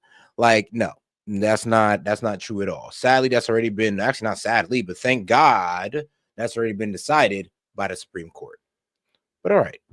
Very, very important. Joan, thank you so yes, much. And if I could just, I just want to mention one thing, Brianna. Every lower court judge who has heard an early version of this case has ruled against the Trump administration. Yeah, we'll see if the court goes along the same route. Look, I want to. Yeah, we'll see about that. Something else pretty seismic that. Because, like I said, there's some good arguments. I mean, there is no good arguments to end all birthright citizenship. There's no good argument for that. But there's a good argument to sit there and be like, yeah, well, maybe we shouldn't let illegals have anchor babies here. Like, maybe we shouldn't allow that. I mean, there's good arguments for that, to be honest with you. So I'm not really sure what the problem of having that out in the Supreme Court. All right, let's get right to it. Country is far too expensive. Donald Trump and Republicans promised to lower costs on day one. Costs haven't gone down. I mean, that's crazy. I mean, you guys increase costs, and now you're complaining about, oh, the affordability crisis. Yeah, well, you know, when prices go up 20% across the board under you guys, what do you expect? For that to be fixed in 10 months? All right. 20 million Americans are going to face either massive increases of premiums or not be able to afford health insurance at all. That is a national crisis. Now, Trump is taking his affordability push on the road, but Democrats are under strict orders to go all in on what they're calling this affordability crisis. And obviously, some people are very worried out there and they think prices are too high. But the Democrats are the ones who got us into this place in the first position. Even the DNC's Ken Martin is basically admitting it. Inflation has been a challenge for a long time now in this country, but the reality is Donald Trump and this administration made it a lot worse. Oh, he made it worse. What is he talking about? Read the charts on that. That's just stupid. Now, the economy is doing much better than it was under Biden. Trump's digging us out of a hole. It's very deep, but he's still not getting high marks on it. Americans are not feeling how good things are. And for them, prices are too high. And it's not just a perception. They are too high in too many cases. But Trump is doing everything he can to put more money in your pocket. He's giving families a head start with the new Trump accounts, a new savings plan for newborns, which is fantastic. Of course, tariff rebate checks, he's promising those. Rents are falling. Mortgage rates have dipped. It's near its low for the year. And the average gas price hits its lowest level since 2021 this week. True. Here to weigh in is Matt Towery, pollster, political analyst. Yeah, national average is just like, what, 6 cents above $3? Chris Bedford, the Beltway Brief author.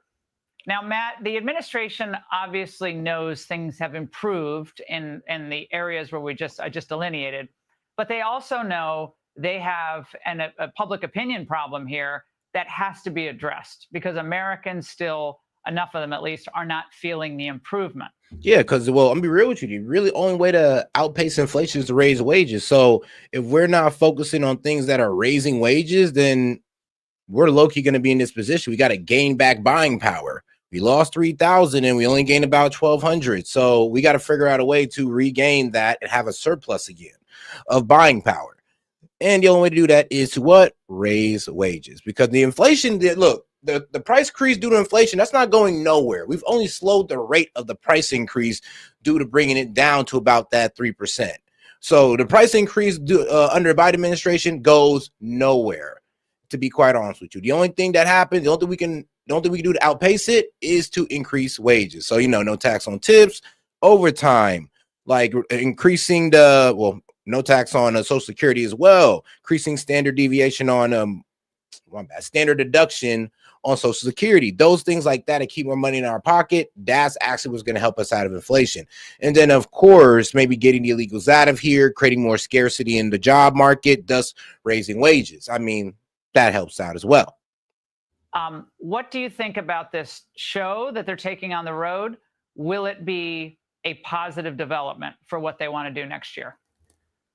Well, I think the biggest thing is that President Trump is realizing that while things are improving, that people aren't necessarily feeling it. And he's smart enough to recognize it and get on the road, because when he goes on the road, he gets a lot of coverage. And that can help get past this biased media that is not reporting the progress the president's making. I want to note, though, Laura, we've been down this road before. You remember back when Ronald Reagan was serving in his first term, and boy, all they could do is talk about, remember the song that had this, who elected this tired old king? Let's see, called him a king, talked about how the economy was terrible, trying to hang the Jimmy Carter economy on Ronald Reagan. Obviously, he turned that around. The question is, will Trump be able to do it in time for the midterms? And I just want to make one last point. You had on Robert Cahaly, a great colleague of mine in pollster, I think it was last night or the other night.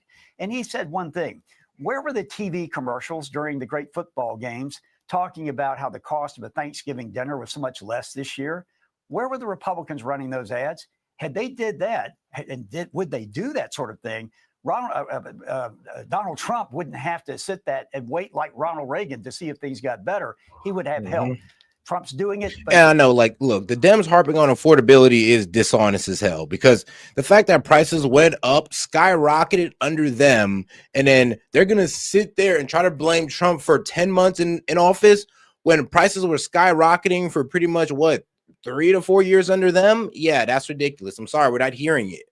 And anybody who's being fair about their critique of Trump can also sit there and be like, yeah, I'm be honest with you, can't really sit here and blame Trump for the affordability crisis when, well, it started under you guys. We've been talking about an affordability crisis before Trump came in office. Remember, actually, that's one of the main reasons why affordability was such an important thing in the election. Let's not forget that. He needs help. He can't do it alone. And I agree with you completely. And Chris, you think about all the people made so much money over the last year or two. A lot of people in the tech industry have made hundreds of millions of dollars. You can't just sprinkle money, into these elections and the presidential cycles. You have to invest in messaging. You have to invest in the substantive arguments that can be made in a really cool way on internet ads, obviously social media, which is key, and cable, radio, so forth. That has to be a regular thing, not a once every 4 year, I'll dip my toe into the pond. It does. And I'm glad also the president seems to be taking this more seriously as an electoral issue, because, well, you can, exactly right, point to gas prices, mortgage prices, rent prices, prices of eggs, Thanksgiving as declining compared to the incredible highs they've been. If you're a family right now who's planning their Thanksgiving, their Christmas dinner, or you're someone who just went through Thanksgiving, or you're trying to buy presents for your kids, they are more expensive than they were in previous years. You're having to penny pinch more than you used to with car repairs. Every aspect of American life seems to be becoming more difficult to afford. Going out to dinner, going to a local pub and getting an appetizer and 2 pints is going to be $70 in a lot of different cities, especially around Washington, D.C. And that's something that people aren't hearing. And the president's been looking at the statistics previously and said, what is this issue? This is a hoax. The Democrats are pushing this. But the folks who are suffering, they need to actually see him taking it seriously, addressing it, talking about it. Not a 50-year mortgage, not 50 years of servitude to a bank, but other actual aspects of this. And a lot of this is going to end up having to do with Congress, because huge amounts of the carve-outs that we have given to corporations versus homeowners, et cetera, aren't just aspects of the market. They're decisions and privileges that have been given by our lawmakers that have allowed a lot of small people to get priced out of the modern American economy and the American dream, to cause it become more difficult for young people to buy homes. And they have to focus on that as well. Well, I got to say, just in closing, and very quickly, Matt, Jerome Powell has done an enormous amount of damage to the U.S. economy. With where inflation still is, those rates should have been brought down starting really in the summer and continuing through the end of this year. He held back when he lowered them before the election last year, when you could have made the argument There's this chart that I need to show you guys, okay? This chart I got to show you. So look at this chart right here. You remember this chart? The average past due utility bills are at an all-time high, and how they're trying to blame Trump for, like, you know, this increase right here. Remember that? But then they forget to tell you how they let that mug skyrocket all through Biden, like 2021, and, you know, just watch it all skyrocket upwards, just fly upwards, and then boom. So they were trying to blame Trump for all of this, because this is where we're at right now, of the average past due being about $789. I mean, your average American.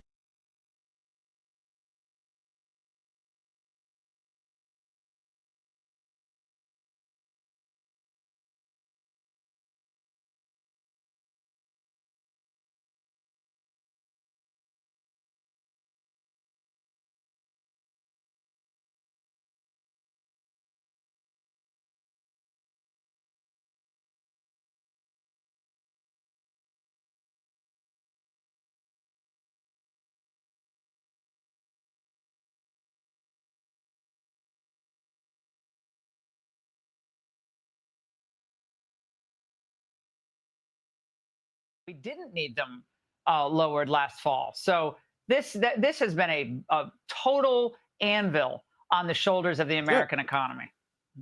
Yes, and in my opinion, it's been political. I know the Fed chairman always says they're not political, but gee, like you said, he lowered interest rates when they didn't need to be. Then he wouldn't lower them when they need to be. It's just been absurd, and it has been a problem for Trump that Trump has griped about every single day, and he's right to do so. He's 100% right on this. We're going to watch this road show very closely. Both of you, thank you. Hey, Sean Hannity here. Hey, click here to support. God damn it.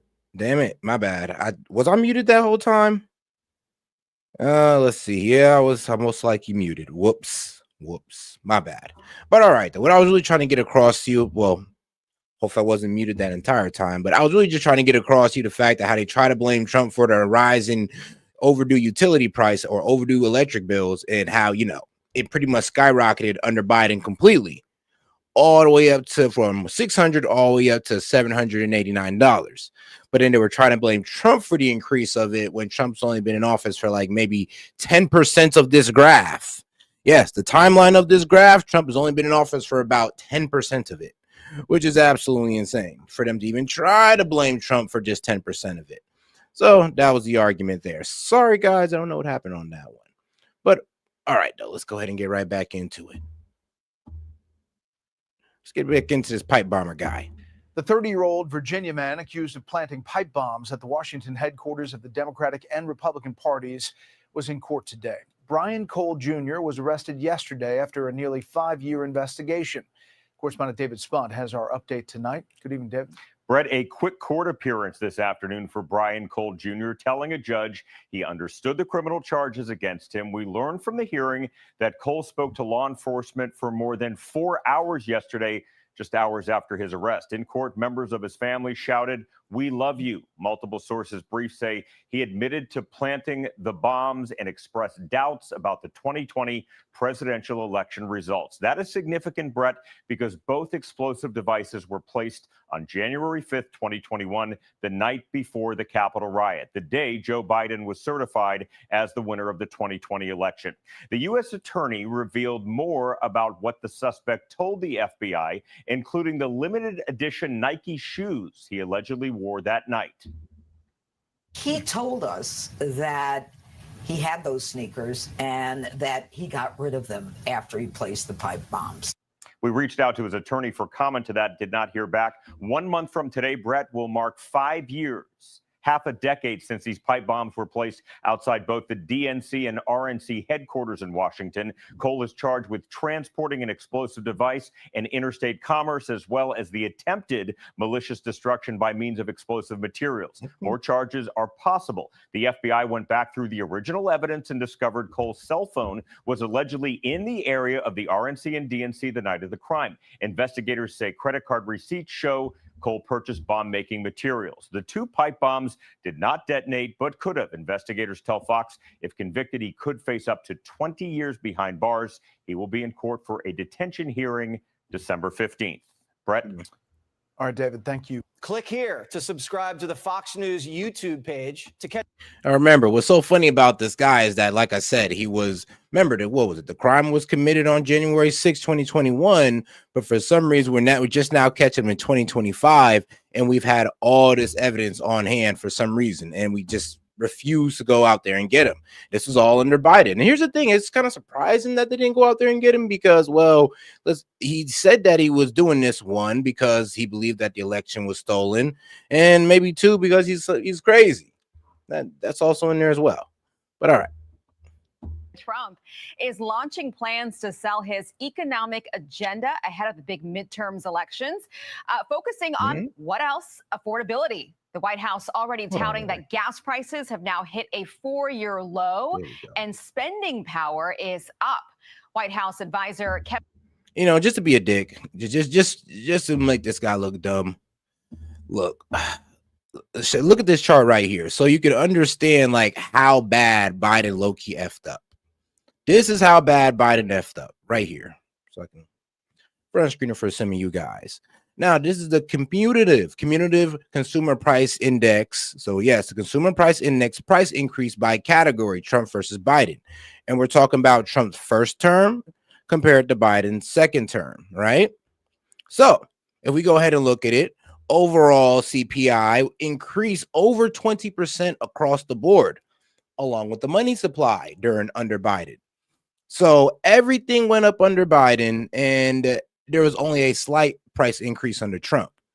The only thing that Biden did better than Trump on when it came to increasing the price was, well, medical care.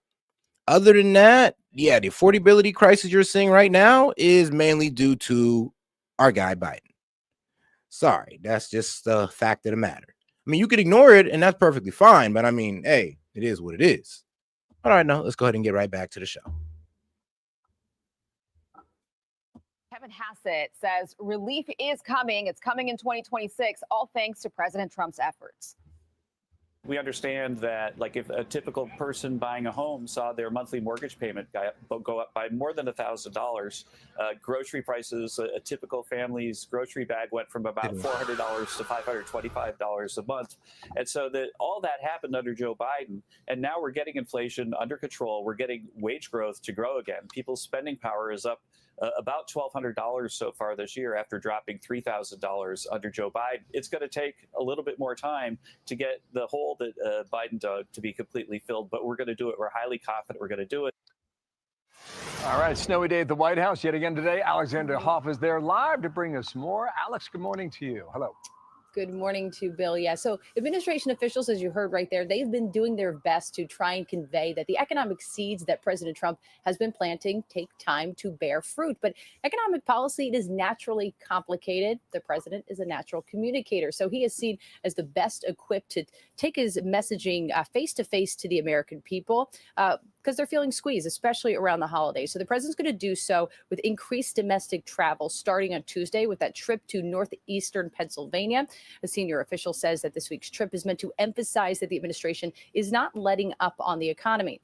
Now, for now, Democrats see the opportunity in talking affordability. They call it a crisis. That messaging helped secure recent wins in New Jersey and Virginia. So heading into 2026, top party leaders want to push that President Trump is out of touch.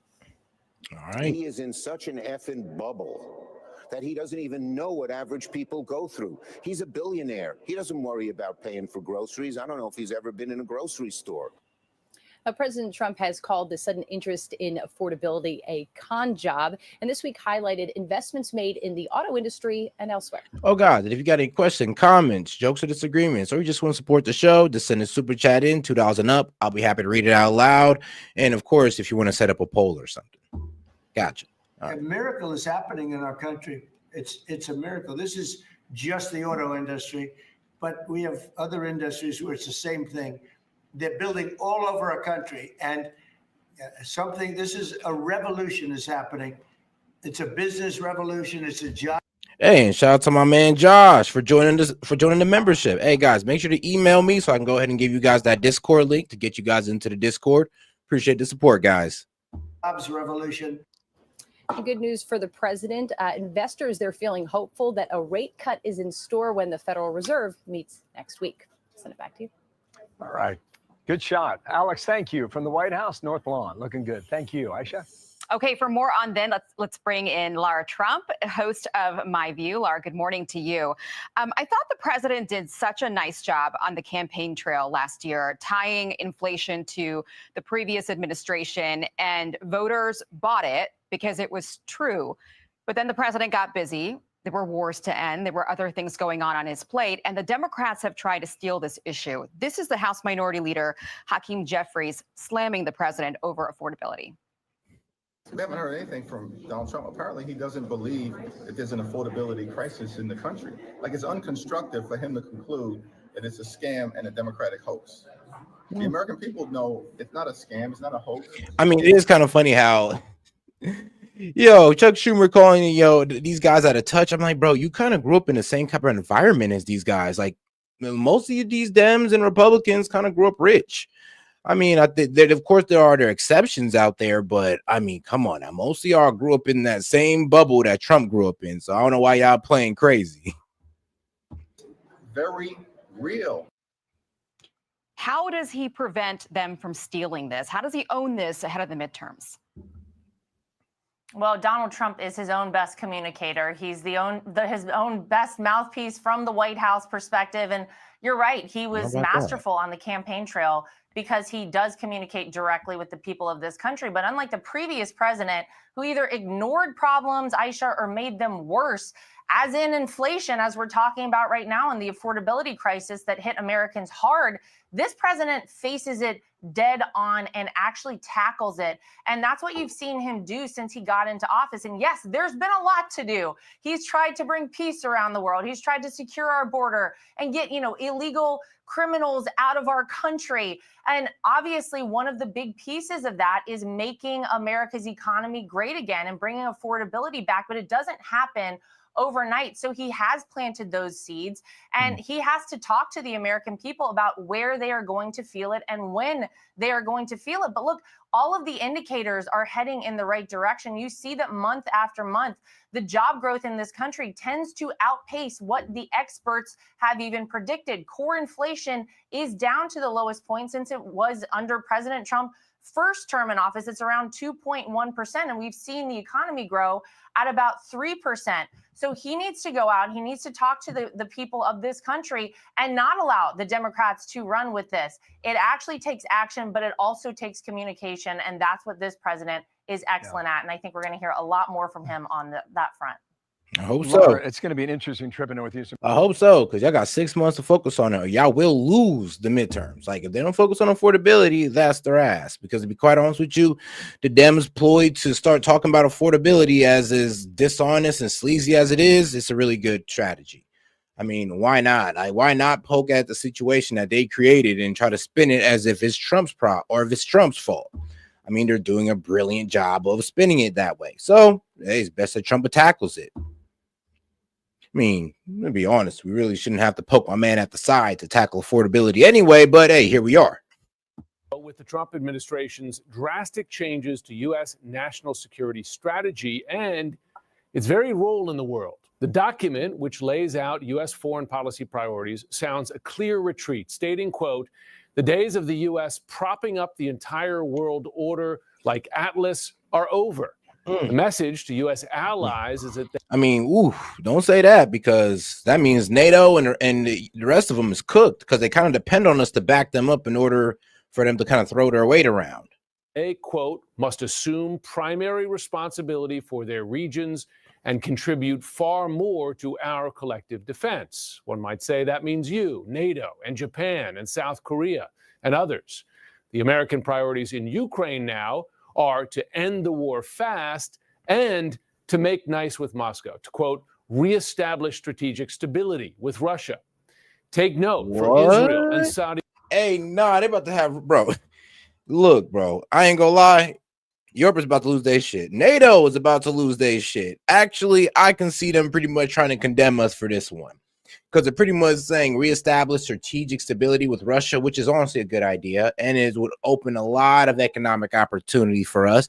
So as much as I don't like the way Russia's ran, I mean, you know, considering its value to America is up there. It's trillions of dollars in value that Russia can be to us. So I'm all for it. Now, the U.S. will no longer prioritize the Middle East. Boy, man, we should have been did that. I mean, man, like, we just saved trillions of dollars and I ain't gonna lie, hundreds of thousands of lives. We'd have never really got involved in the Middle East and then prioritize it so much. Arabia and others, the document says that America's reasons for focusing on the Middle East will recede. That's quite a change. And in an attempt to impose a MAGA agenda on Europe, the Trump administration warns Europe it must sharply reduce immigration or face, quote, civilizational erasure due to migration from non-European countries. Joining me now is General Wesley Clark. He is the former NATO Supreme Allied Commander.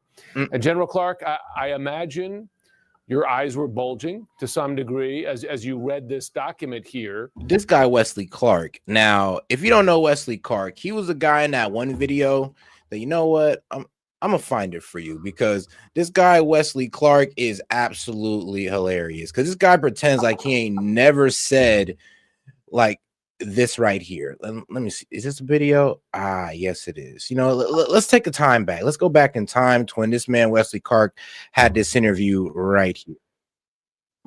Right here. Let's take a trip down memory lane. This Wesley Clark.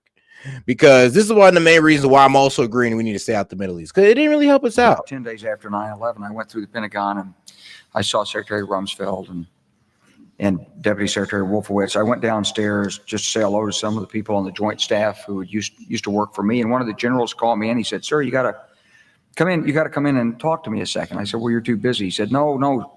He says, "We've made the decision. We're going to war with Iraq." This was on or about the 20th of September. I said, "We're going to war with Iraq. Why?" He said, "I don't know." He said, "I guess they don't know what else to do." So I said, "Well, did they find some information connecting Saddam to Al Qaeda?" He said, No. He says, "There's nothing new that way. They just made the decision to go to war with Iraq." He said, yeah, that war on terrorism, it was absolutely ridiculous. Like, because like I said, the attack came from one country, but then we took it out on like 5. Guess it's like we don't know what to do about terrorists, but we've got a good military and we can take down governments. And he said, "I guess if the only tool you have is a hammer, every problem has to look like a nail." So I came back to see him a few weeks later. And by that time we were bombing in Afghanistan. I said, "Are we still going to war with Iraq?" And he said, "Oh, it's worse than that."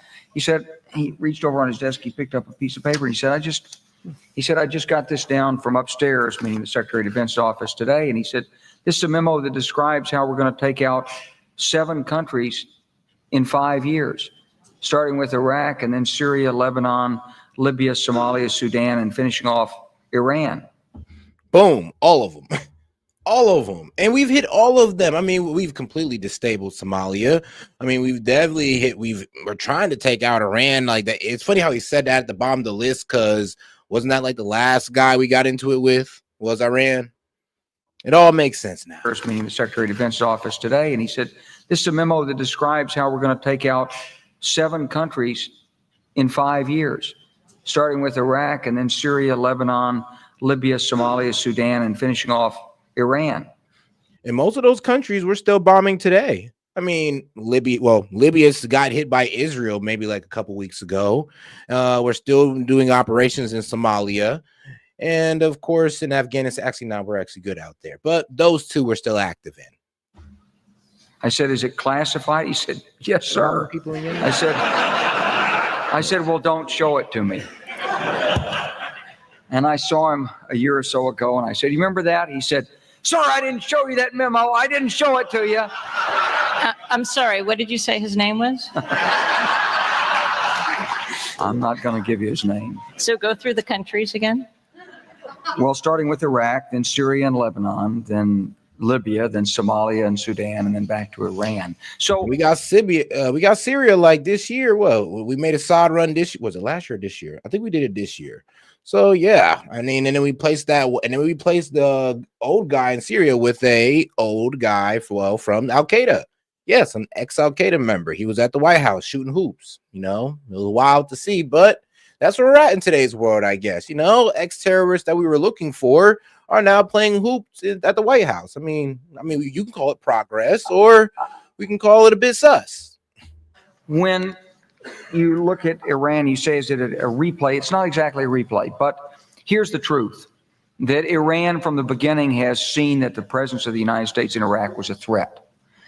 A blessing, because we took out Saddam Hussein and the Baathists. They couldn't handle them. We took care of it for them, but also a threat because they knew that they were next on the hit list. And so, of course, they got engaged. They lost 1 million people during the war with Iraq. And they've got a long and unprotectable, unsecurable border. So it was in their vital interest to be deeply involved inside Iraq. They tolerated our attacks on the Baathists. They were happy we captured Saddam Hussein, but they're building up their own network of influence, and to cement it, they occasionally give some military assistance and training and advice, either directly or indirectly, to both the insurgents and to the militias. Yep. And I mean, that's what we did in Afghanistan. We did it in Somalia, Syria. I mean, shoot, you can name a lot of them. We do it all the time. We don't get directly involved, but you know, we'll be just being caught or happen to train or have some type of black op operation going on, night raids, all that crazy stuff. Just what we do, man. It's just what we do out here in these streets. Well, the global streets. You commanded U.S. forces in Europe at a time when the American approach to the world was quite different than that which is laid out in this document here. What was your reaction to reading it? What does it mean?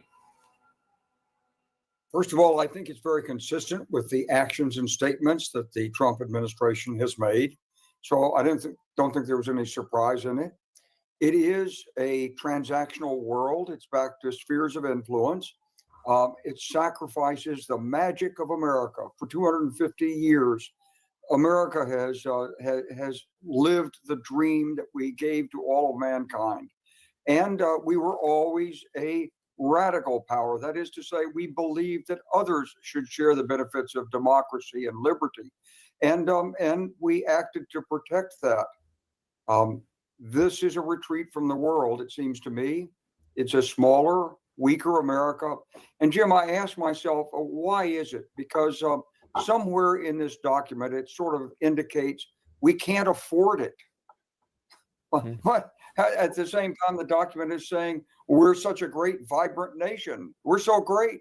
Yeah. So why can't we afford this? Is it because we can't deal with our own fiscal responsibility? Yeah, actually. And the problem is that military expansion or global military expansion has been the death of many great civilizations. Actually, it's actually the in the pattern of these great empires that have fallen, when they expand their military too far and everything just collapsed. I mean, the British went through it, the French went through it, Spain went through it, and I mean, Rome went through it. Shoot, Alexander the Great and all that good stuff. So what do you think's gonna happen to us if we keep pursuing this? I mean, because we ain't no special, I'll tell you that. That we demand tax cuts. There have been these 3 major tax cuts since 9/11 that have really sunk the United States into a difficult deficit position. Is that what this is about? And we're Well, let's be real. I mean, if we didn't get into that war in the Middle East, right? I mean, let's be real. We could sit there and probably say we probably would be like, what, maybe 5-8 trillion less in debt. We'd have maybe what, 100, 200,000 more, maybe 5 million, 2-3 million more people. I'm just saying. Like we couldn't really sit here and say that it'd probably been better if we never got involved, or really we never got involved in things that Israel was doing in the Middle East. But that's a whole nother podcast. Sacrificing 80 years of U.S. leadership, the rules-based international order, which has served us so well, and we're falling back into this sort of hemispheric, hands-up protective status. And, you know, when you look at it, you think, well, what about the dollar? Well, the administration wants to protect the dollar. Well, this is not the right way to do it.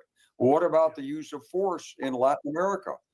Doesn't seem like that's a problem for the administration. It's been tried in the past, never worked very well, hasn't worked in Haiti.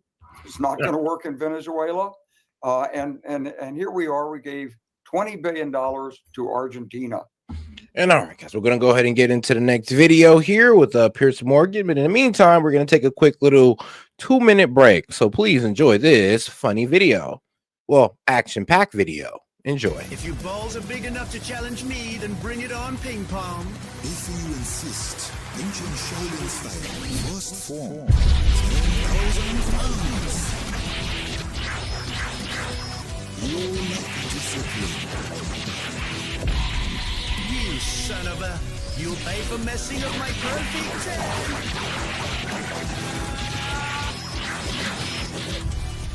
Ancient Shaolin style second form.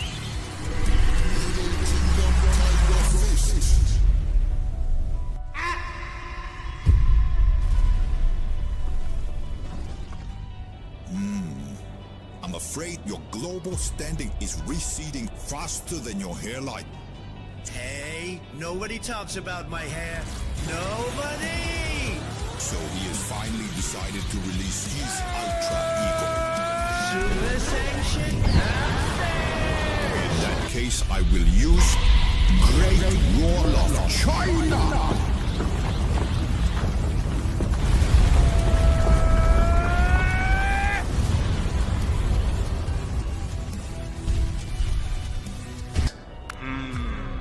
His attacks are formidable, but I carry the weight of a culture 5,000 years old. A culture that has endured far worse than him. Prepare yourself, ancient Shaolin style. Sixth form. Nanny. Mandate of heaven. Global domain. Expansion. How is this possible? It is inevitable. We now lead the world in energy, manufacturing, technology, and there is nothing you can do about it. No. America is the greatest. I am the greatest. So this must all be fake news. Are you seeing this, guys? How'd he even do that? You can resist, but the dragon always captures its prey. Ancient Shaolin style 9-4. Rising Dragon Fist. All American Eagle Drive.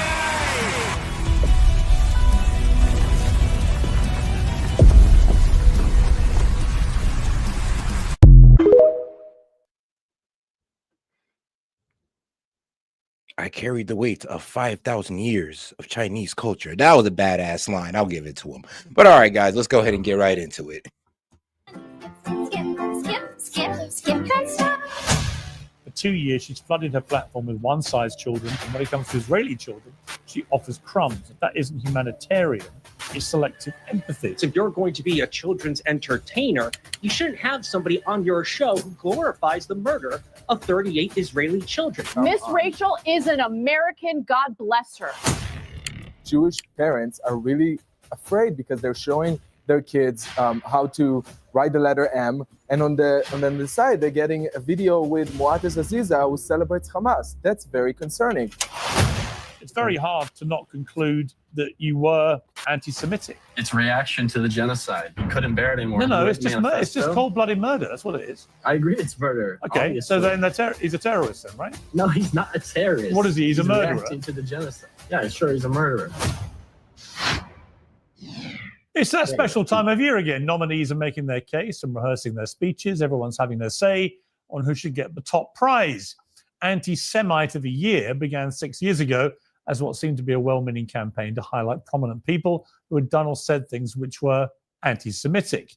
But I'm not alone in noticing that the entry criteria fixed by the Stop Anti-Semitism Advocacy Group has expanded to pretty much anyone who criticizes the Israeli government.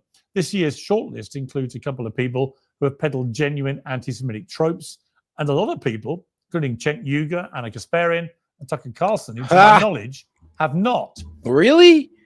No, when I've seen this list, I'm not even gonna lie to you, I was really surprised. I honestly think that one, Stu Peters should be number one. Tucker Carlson has not even went as hard. Honestly, he's only number one because he's the most well-known. Miss Rachel, I mean, bro, she makes content for kids. What the fuck? This guy, okay, this guy's actually anti-Semitic. I'll be right. Actually, he's just actually a retard. This lady, I don't know who the hell she is. Bryson Mitchell, he's just a UFC fighter. I mean, get over yourselves. I don't know who the hell this lady Cynthia is.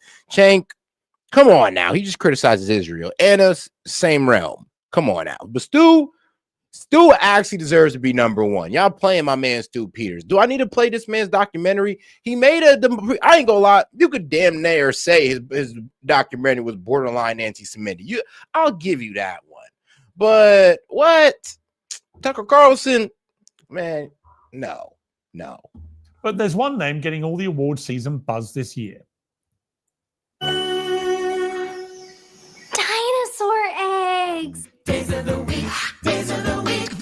Yeah. Can you help me teach them to stomp? What a special day. We're so smart. So she's anti-Semitic? I mean, interesting.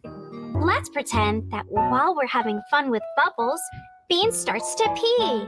Hey, and shout out Steph. Appreciate the support, sis. She says no spamming set and hey set and everyone. And shout out to Steph. Appreciate you pulling up, sis. But to call this lady anti-Semitic, that is crazy. Like, you guys are pushing it. And she's second place for anti-Semite of the year. Second place, this lady. Over Stu Peters? Man, bro, y'all pushing it, bro. Y'all pushing it. So I guess it's who got the biggest influence, I guess. Bean, you're peeing on the floor. Pee goes in the potty. Let's walk to the potty. Yes, it's Miss Rachel, the massively popular children's YouTuber who teaches toddlers, amongst many other things, how to use the potty. Critics say she belongs on the list because she's used her enormous platform to advance Hamas propaganda. She posted this video featuring one of her most popular. Facts. Hey, look, man, if you want to make some real money on YouTube, do a kids channel. If you are out there, you got an idea for a kids channel, put it on YouTube. Take it seriously, put it on YouTube, because, man, that's probably like the highest paid niche on YouTube is the kids channel. I mean, they get millions upon millions of views, and that's what Miss Rachel, I think she got like 13 million subscribers, so she's making that money over there, okay, man? She's doing quite well. The songs to highlight a 3-year-old Gazan refugee who lost her legs in an Israeli airstrike. Wake up, little bunnies! Skip, little bunnies, skip, skip, skip. Skip, little bunnies, skip, skip. Skip, little bunnies, skip, skip. That's hard. Skip, don't stop. Glenn Greenwald, who is Jewish, posted yesterday, most people now see that anti-Semitism has no operational meaning beyond one who criticizes Israel. But having Miss Rachel win will make that clearer, even for the few who don't yet see it. Her crime is speaking sympathetically of Gazan children. Vote Miss Rachel. But does he have a point? Joining me to debate this, a 2025 Anti-Semite of the Year nominee, alongside Miss Rachel, Anna Kasparian, who's also the executive producer and host at The Young Turks. Jake Donnelly, aka the Red, White, and Blue Jew. Hen Mazik, Israeli influencer and author. So welcome to all of you. All right, let's start with you, Anna Kasparian. You're on the list. You've been nominated. How do you feel about that? I feel fine about it because obviously the list is not one that actually contains real anti-Semites. It's a list that contains individuals who are sometimes very aggressively critical of a foreign country's government, and that would be the country that's currently... Like, this whole list most likely needs to be flipped. I guarantee you the guys at the bottom are more critical about Jewish people, like Stu Peters, like, bro. Look, Shank, Anna, they talk about Israel. Stu, he literally gets into it with Jewish people. Like, he goes there.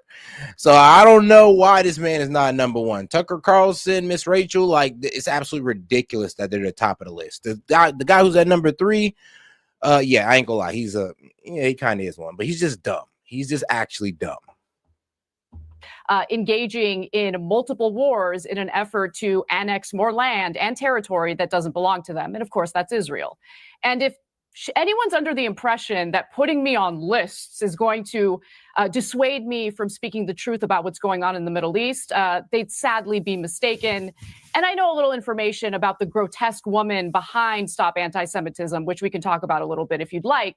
But I feel fine about being included in that list. And Miss Rachel is a national treasure. Well, let's come to the case against her before I go to my other panelists. The Stop Anti-Semitism citation for Miss Rachel's nomination states since earlier this year, Ms. Rachel has published Hamas propaganda to millions, sharing debunked images, inflated casualty claims, and almost entirely ignoring Israeli child victims. My point to you, Jake Donnelly, she's entitled, if she wants, to give more attention to kids in Gaza than Israeli kids. If she completely ignored what has happened to Israeli children, that's one thing. But if she's acknowledged it, but chosen to give more of her time to Gazan children, that doesn't make her anti-Semitic. No, it doesn't. And first up, Pierce, thank you so much for having me on. I really do appreciate the opportunity to speak about this. What makes her anti-Semitic is her relationship with Motez Azaza. Because if you're going to be a children's entertainer, you shouldn't have somebody on your show who glorifies the murder of 38 Israeli children. That doesn't make any sense to me. And any parent that puts their child in front of somebody like that so that she can push her propaganda, use fake AI imagery in order to do so, and to continue to just publish everywhere the Hamas-run numbers, 14,000 imminent starving children. I've yet to see where any of those are. Yeah, that is what makes you an anti-Semite. So it's not necessarily the one-sided stuff that she does, but when you go and you talk about all of the children, well, okay, why don't you talk about the 12 children that were murdered by Hezbollah, the Druze children who are simply playing soccer? She says that she cares about all of the children, but I don't see that. In fact, I see what she's doing as a political game, and I'd rather call this. All right, now this is the wildest case about whataboutism. Is crazy. So you're pretty much saying she's anti-Semitic for highlighting the death of Palestinian children, but you're mad that she's not highlighting the death of, well, the 38 Israeli children. Like I said, it's like, bro, children dying is the worst. Like, there is no, like, one over the other. The problem is, though, is that, yeah, everybody sat there and condemned the 38 children that died. But when you're sitting there and you're kind of realizing that we're talking about 38 Israeli children, and you're getting mad that we're not mentioning them because we're talking about the hundreds of thousands Palestinian children that died, that's a bit petty, bro. I ain't gonna lie, it's a bit petty to sit there and be like, well, why don't you want to talk about these children? I mean, well, not to be a dick, but because one is dying in higher numbers. Is that wrong to say? Stuff out in 1933, then call it out in November 1938. And that's what I'm seeing. And okay, that's and also to be clear then, all right, well. But to be clear, if that is your criteria, is that she shows selective empathy, and we'll come to the issue of Motaz Azaza in a moment. But if that's your criteria, should we then apply the same criteria to any pro-Israeli commentator on social media or on the airways, whatever it may be, who has shown selective empathy towards a part of Israeli children, but never addressed the plight of Palestinian children? Are they? I think are they Islamophobic? I think those were two different questions. So for somebody like me, let's just take my case.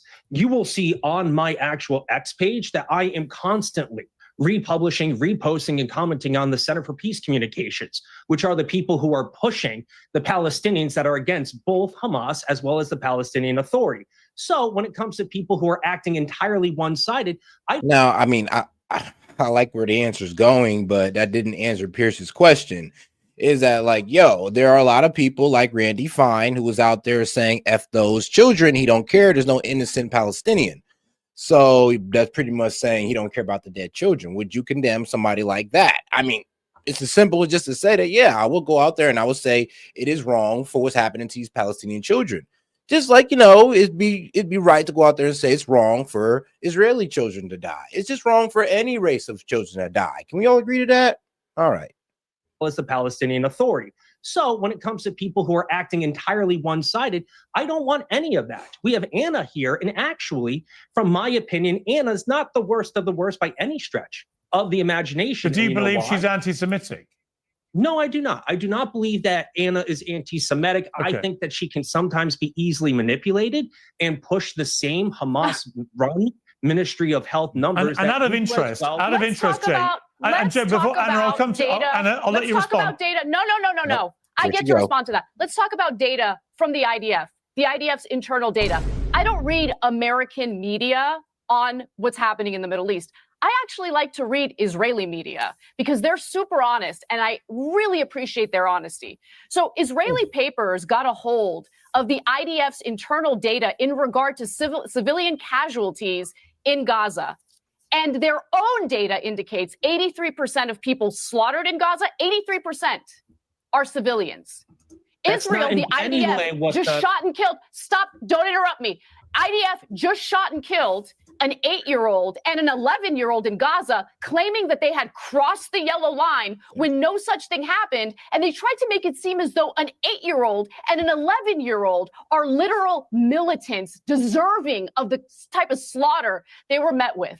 Okay, listen, I am not going to sit here and just stomach the ridiculous propaganda and lies that keeps getting regurgitated over and over and over again. You guys have to find better talking points. You really do, because these have been debunked over and over again on this show, and they will continue to be debunked on this show, on my show.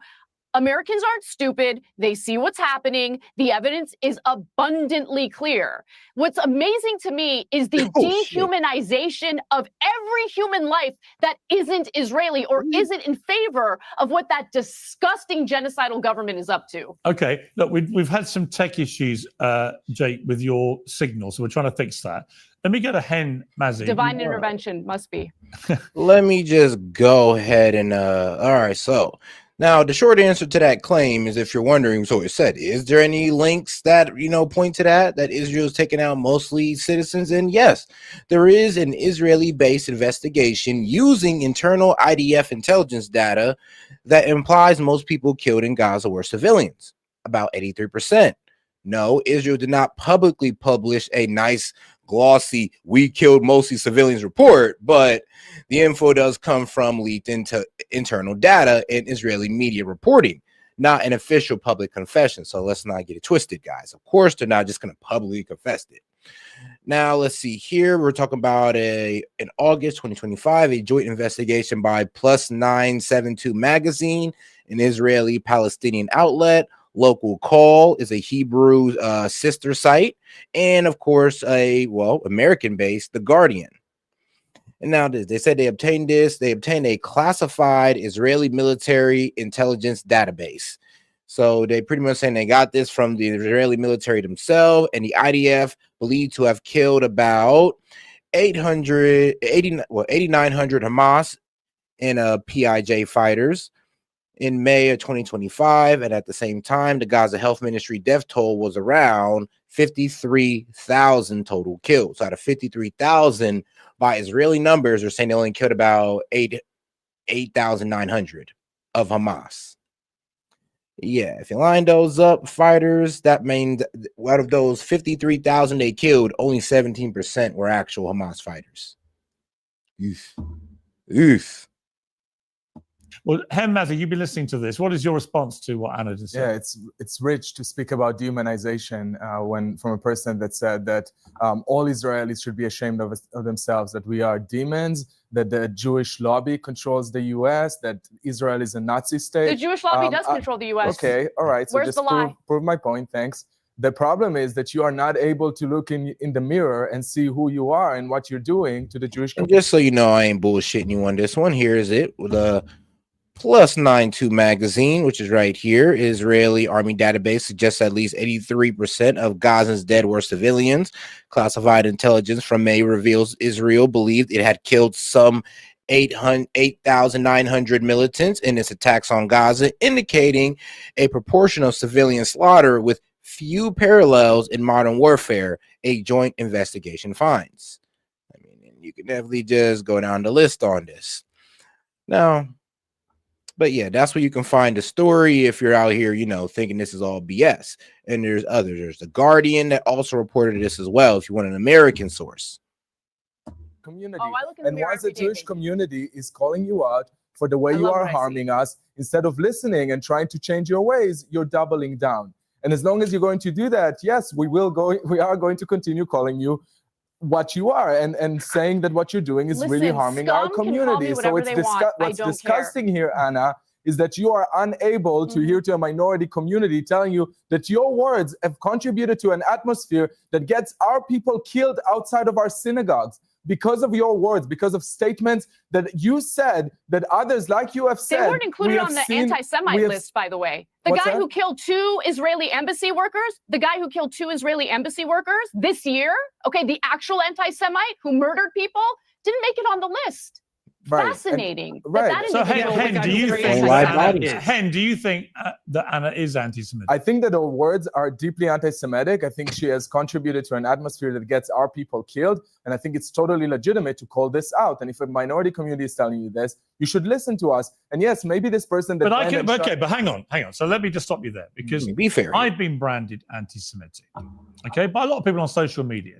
And I've defended you, Pierce. Right, because I deeply resent it. Right. Because as everybody remembers, who watches this show, for many, many, many long months after the October the 7th attacks, I vigorously and loudly defended Israel's right to defend itself. This year, from the start of this year onwards, I began to be more and more critical of the Israeli government, not of the Israeli people, not of Israel. I wasn't denying its existence. I wasn't attacking Jewish people or Israeli people, specifically the government. Benjamin Netanyahu. Oh, guys, we're about $66 away from opening up the calling lines and running a conspiracy hour.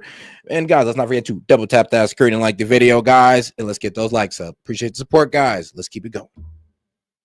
And also specifically the right-wing headbangers in that government like Smodrich and Ben-Gvir.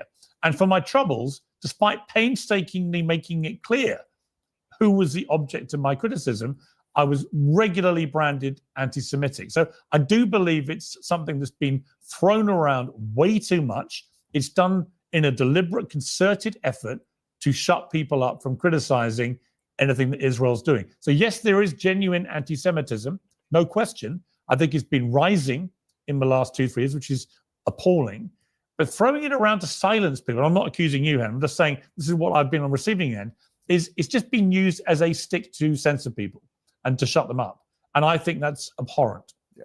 And I agree with that. I'm not saying that, yes, some people use anti-Semitism too widely and in a wide brush that they shouldn't have to do it. And I think it's true for every minority community. As a gay person, I see how people use the term homophobic quite casually to say anyone that has any criticism of LGBTQ people is homophobic. I understand that it's not like that. And it's the same with anti-Semitism. But that doesn't take away from the severity of people making statements that end up, as Anna mentioned, the same statements that we hear from them are the ones that are being used to shoot Jews outside of our Holocaust Museum in DC. And what about Miss Rachel? Do you think she's anti-Semitic? I don't think she's anti-Semitic, but I think she's really misguided. And I think the fact that when she hosted Moatez Aziza that celebrated Hamas on her platform, and then when Jews called her out, she said trying to defend starving children is not anti-Semitism. It played directly into a medieval blood libel that says that Jews are trying to kill children, and we use anti-Semitism to stop her from trying to stop us. We're not silencing. What is the accusations that of Jews killing or drinking Christian blood or killing children that go back from what, like Spain or England, all the way back in like what, the 1200s, 1400s? What does that have to do with today? Like, bro, like that's reaching so far back, it don't even make sense how you're making this connection right now. We're calling her out. We're calling her in, rather. And if she just listen to us and have this conversation, if Anna just listened to us and have a conversation instead of screaming every time she hears Jewish person criticize her, I'm sure that next year she wouldn't be on the list. Well, let me read Miss Rachel's response on Instagram to this nomination. She said, I'm so thankful to Jewish organizations, rabbis, friends, colleagues, and family for standing by me. I'm against anti-Semitism and all forms of hate and racism. I'm incredibly proud of my work to help Palestinian children. With 20,000 Palestinian children killed, most child amputees in modern history, homes, schools, hospitals bombed, 17,000 orphans, everyone should be speaking out. She also went on CNN's Amanpour show and told Christian Amanpour some more of her thoughts about this. This was 2 months ago. Let's take a look. What was it that made you step out and support these children in Gaza? How could I not, seeing what was happening on our screens, hearing from... I mean, what? It's kind of a crazy question. Like, what would make you want to step out and support dying children? I don't know. Shoot, maybe because I'm a human being. I don't know. Maybe because I have a heart. I don't know. Like, maybe just because I have a caring for the children around the world. Maybe I'm just a guy with a big heart. I don't know. And here's the thing. I think that's a lot of people. I think that's a lot of people. Like, trust me, we put a lot of things into the safety of children in war-torn countries. We put a lot of money into the feeding of children in war-torn countries. So why wouldn't you think we care about the bombing of children in war-torn countries? I mean, come on now. When we care about much less. Save the Children, who had firsthand accounts, knowing that so many children were losing their lives. It's up to over 18,000 children. So as an early childhood educator, I know what children need. They need food. It's being blocked. They need water. It's being blocked. They need to be in school. Their schools have been bombed. They need medical care. I know what children need to thrive, and I know what holds them back. And it was very clear to me, along with so many others in our country and around the world, that it's so critical to speak up. And she also addressed the criticism she'd faced. This was before this, obviously, this new nomination came out.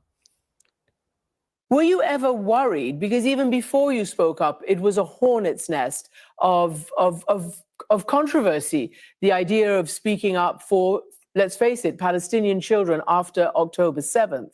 I'm not an expert in that area, but I knew that I'm an expert in child development. I have 2 masters in education. I've worked with children my whole life for 20 years. Seeing the images of the children, there was no question that it was the right thing to say something. Okay, so Jake, when you hear what she says there and you read her statement, she's very keen to stress she's not anti-Semitic. She doesn't hate Jewish people. Yeah, caring about a group of children does not make you caring about Palestinian children don't make you anti-Semitic. I'm sorry, but if that's where they're trying to go with this, then yeah, they sound absolutely ridiculous. So why would she be targeted in this way? Well, we've already discussed it. When you are a children entertainer and you bring somebody on who glorifies a day in which 38 children were murdered, well, we're going to have some questions as to but my response to that is I've had many guests on here on the pro-Palestinian side, not who've glorified October the 7th, but certainly who've refused to condemn it. I mean, she never glorified October 7th. She just actually, feel bad for what's going on with those Palestinian children. And you guys are trying to call her an anti-Semite for it. Don't make no sense. She didn't glorify October 7th. And she just feels bad for what's going on with those Palestinian children. That's it. I mean, you guys are stretching it. So does that make me anti-Semitic for giving them a platform? No, you're a journalist. You're not a children's entertainer, although sometimes it can get pretty childish on this show. But that's not the case here. And if we're talking about anti-Semitism and what actually constitutes anti-Semitism, we already have something on this show where Anna says that 83%, that's just those who were identified. That is a misleading statistic. And either Anna, you know No, it's not. how to read 83% of those slaughtered in Gaza were identified as civilians by the were IDF. identified. So you're not You reading can't the spin it. statistic correctly. So No. you either know how to read 83% were statistics identified as correctly, civilians or by the are you IDF. Yeah, like, bro, you can't spin that. So the report read that out of the 53,000 that was reported, 53,000 people in Gaza that was killed, that was reported in May of 2025, only 8,900 of them were militants. Only 809,000 were Hamas, which means out of that 500, well, not 53, my bad, not 500, but 53,000 people that died, about 70%, 17%, well, were Hamas. So yeah, that's a problem. I mean, 83% of the people that they killed out of that 53,000 were civilians. I mean, come on now, guys. It does not say something. And that's the thing. That's what and they got this from Israeli intelligence. This is coming from Israeli news sites. This is coming from Palestinian news outlets. I mean, mixed in with Israeli news outlets. And then, of course, they got us with the Guardian. I mean, it's kind of hard to deny it at this point. But yes, the fact of the matter is, out of 53,000 people that they reported to have unalived in May of 2025, only 8,900 were Hamas. So what does that tell you? 17% were Hamas and the rest were civilians. Yeah, according to Israeli papers, everyone check that out. Yeah, everyone can Google it. You have no argument because the truth is on my side, and I know that's so difficult. So stop embarrassing yourself. And those numbers don't come from Hamas. Those numbers actually come from the IDF. So yeah, a classified Israeli military intelligence database, run by Amon and IDF military intelligence. That's what exposed it.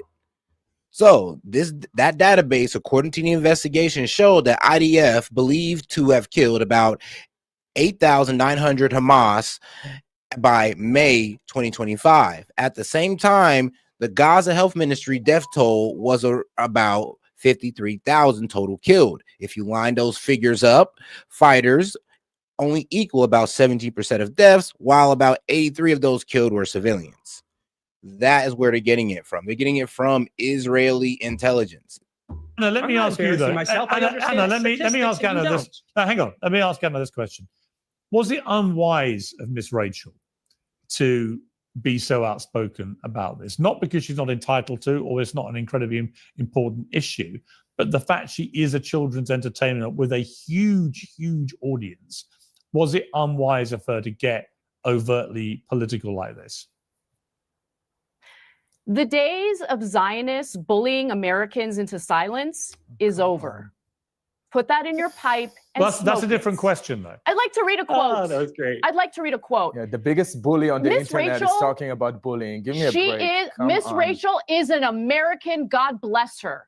And as an American, she is afforded the freedom to speak out against injustice as she sees it. So do I think it's wise? No, but no. Obviously, I think it's wise. No one's doubting her right. I think it's wise. No one's doubting her right to say it. Yes. But it's whether it's answered your question. I think it's wise because they're going to call everyone an anti-Semite. What would you say? As long as you're not bowing down to the government of Israel, they're going to call you an anti-Semite. Right. They don't even care about the value of Jewish lives here in the United States. Okay, but Anna, if those Jewish individuals are critical of Israel, Anna, it's all about Israel. Right. This is about an ideology, not about an identity, a heritage, a religion, or an ethnicity. Okay, but if make sure you realize that. Okay. But if it was weaponizing anti-Semitism for Israel's purposes is so disgusting. But if it was a children's entertainer who was pro-Israeli, oh, Anna would have. What would you say? And be honest about this. If she is showing the humanity of Israeli children, why would I have a problem with that? Oh, come on. Really? And Pierce, you've had me on this show multiple times. Yeah, I 100%. But if you deem I mean, Pierce, why is that hard to believe that if Miss Rachel was showing nothing but Israeli children, that she would have a problem? I mean, out there trying to help children in general, why would you even try to, I don't know, perceive that as something evil? Why would you try to sit there and perceive that there's some type of duplicitous intent by just helping out children? I mean, if they're Israeli or Palestinian, why would you sit there and even try to spin it as something evil? If you deem she only cared about Israeli kids multiple times, right? But if you Do you deem know she what year cared, it is? Pierce, do you know what year it is? Okay, it's not October 7th, 2023. Since then, over 2.5 years later, tens of thousands of children have been slaughtered on the Palestinian side. Yeah, but that's not my So when they question. bring up the what That's about not my what question. about everyone condemns what happened to Israeli civilians Yeah, but on that's not my October 7th. question. I have done that Anna, on this show. Anna, you're answering a I have different. done that on this show. Yeah, I'm not the questioning. Thing is, the I'm two not individuals questioning on that. this panel right now do not care about Palestinian lives. Well, I don't believe that's true. I don't believe that's on true. So-called anti-Semitism. I don't that believe doesn't that's true. But exist. my question they don't was care. my question. They don't care. All right, let me read you a quote. Let me talk. Let me read you a quote. Let me this talk. is from Let me talk. Tali Gottlieb. Tali Gottlieb says, Hey, I swear to God, bro, Pierce need a mute. Pierce needs the mute. I swear to God. For people like Anna, she cooking, but she needs the mute button. And shout out to my man Vince Price. Hey, he had too much to say. Just wanted to show some support. Appreciate that, my friend.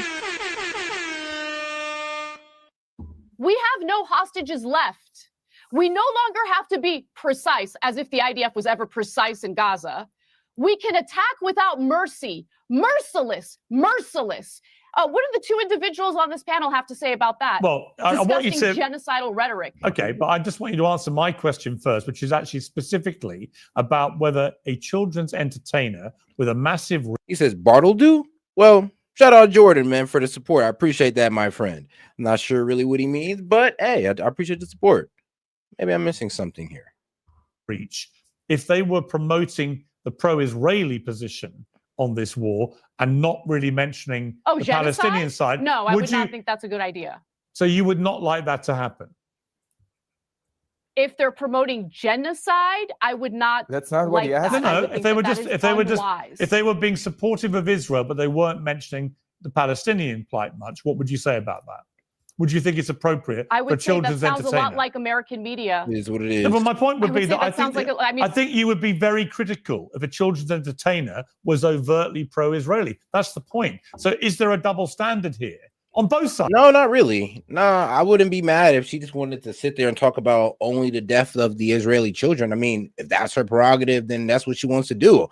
I can't sit there and judge anybody for sitting there and mourning dead children or wanting to help children in suffering. Like, I'm sorry. It's like, I don't care who they're supporting. Like, Israelis, Palestinians, it don't matter. So, no, as long as they're speaking up about the suffering of children, I'll give them the thumbs up. By the way, I've seen it on both sides. But is there a double standard in how you apply it like, to this kind of story where if it was the other way round, would you be so vehement in your defense of it? I suspect not, right? Come on now. I would still defend her. It's like that makes no sense just to switch up on the argument just because of the race of the children. That's crazy. With the code Pierce. Probably not. No, because it totally ignores the fact that since Okay, but October that's 7th, intellectually honest. the at vast least majority of children who have been murdered you can are disagree with Palestinian her, children but and maimed. at least you've been honest Yeah. that you would feel differently about it if it was the other way around. I mean, this is the point I would make, Hen, about this, and I think this applies to a lot of the stuff in this war. There's a lot of double standard going on, right? A lot of people are much more angry if it's their side in this kind of situation than if it's the other side. I remember Gal Gadot getting hammered, for being pro-Israeli in Hollywood. And whatever you think of her, I'm not a massive fan of hers, but she got a disproportionate amount of abuse for being pro-Israeli to people who've spoken out on the side of the Palestinians. Yeah, no problem. And shout out to my man Vince Price. Says, should be mentioned that it is also shows that Palestinian militants purposely gather near schools, civilian areas, increasing civilian and child death, which is also true because every time they bomb one of these schools, or places, well, like I said, I don't agree with it, but hey, the rationalization for it is that yes, and it is true that Hamas will be hanging around these areas. Now, the Palestinians or the Hamas will be saying as well, we got to guard these areas, do we not? And I guess they're getting what the Israelis are saying is, no, you stay away from these areas so we don't confuse it as a military, as a military base. And those are the arguments on both sides. So I do think there's a lot of hypocrisy flies around about the condemnation. But honestly, in my opinion, I do honestly feel like Israel could be way more strategic about this instead of just recklessly bombing Gaza. Like, you got to remember, 70% of Gaza is leveled. And really, there is really you can't just sit there and say, well, Hamas was just standing outside of every building. Like that's not reasonable to say that. Sadly. That goes on here. I wish I could And I pass it do off that wonder if easy. Miss Rachel had been spouting pro-Israeli sentiment and people believed it was disproportionate to her pro-Palestinian, whether everyone currently racing to defend her would have defended her. Right, of course not. And I think the problem is that Oh God, and let's remember though, bombing hospitals and schools is a war crime. It is a war crime. I think it is, regardless if there is militants next to it or not. It is a war crime. But we have to check the Geneva Convention for that one. Miss Rachel has 18 million subscribers on her YouTube channel. It was the most successful Netflix opening show, her children's show. And I think But if you don't think that Hamas is using emotional blackmail on some sort of level, then I mean you're right. But if you don't think that the Israelis is operating on some type of crazy level as well, like some type of duplicitous level, I mean you got to think about this reasonably now, because there's a lot of ways the Israelis could have handled this. They've taken on, I would say, stronger military forces like Hezbollah with, I would say, more precise strikes. Or I say better precision, or more of a surgical or tactical move. It's like the way they're handling Gaza is like very reckless, in my opinion. I don't know. Some people may feel different, but in my opinion, leveling all of Gaza and just saying that Hamas was outside there is just, it ain't really the best logic that can like run through with me. I'm gonna be real with you. Jewish parents are really afraid because they're showing their kids how to write the letter M, and on the side they're getting a video with Muattaz Aziza who celebrates Hamas. That's very concerning. And to pretend that this is not the issue is just to, it's the same old tired talking points that it's the Israeli government. It's just they're trying to silence us. I don't think we're trying to silence Miss Rachel or anyone. We're raising real concerns. Do you accept 10, as many people will be watching this saying, but Anna's got to... I'm gonna be real with you. When you label people as like basically a racist, then you are kind of trying to kill their credibility, kill their character. It's character assassination at the highest level. So yeah, bro, you are trying to silence them, because I mean, who wants to listen to a racist? All right then. Well, besides me. Point, right? The number of Palestinian kids that have been killed I listen to a racist. Is exponentially higher than any number of Israeli children who've been killed in this war. Absolutely. Like by a multiple of tens of thousands, right? Yeah. I'm just not going to count bodies. For me, every child that is killed is horrible. And yes, I fully condemn the fact that Palestinian children were killed in Gaza, and there's still conflict going on. And I hope with all my heart that there will be a different government, that the Israeli government would be replaced, and that we will have a better future for both Israelis and Palestinian children. And I fully agree that there's double standards and hypocrisy on both sides. I think people that are just pulling us to the sides and to the extreme, like Anna and others, are not helping us. Israelis and Palestinians deserve peace and coexistence and humanity. That's all right. Well, let me bring in. All right. Well, his heart's in the right place. I like where his heart's at. I may disagree with him on what's going on the ground, but his heart's in the right place.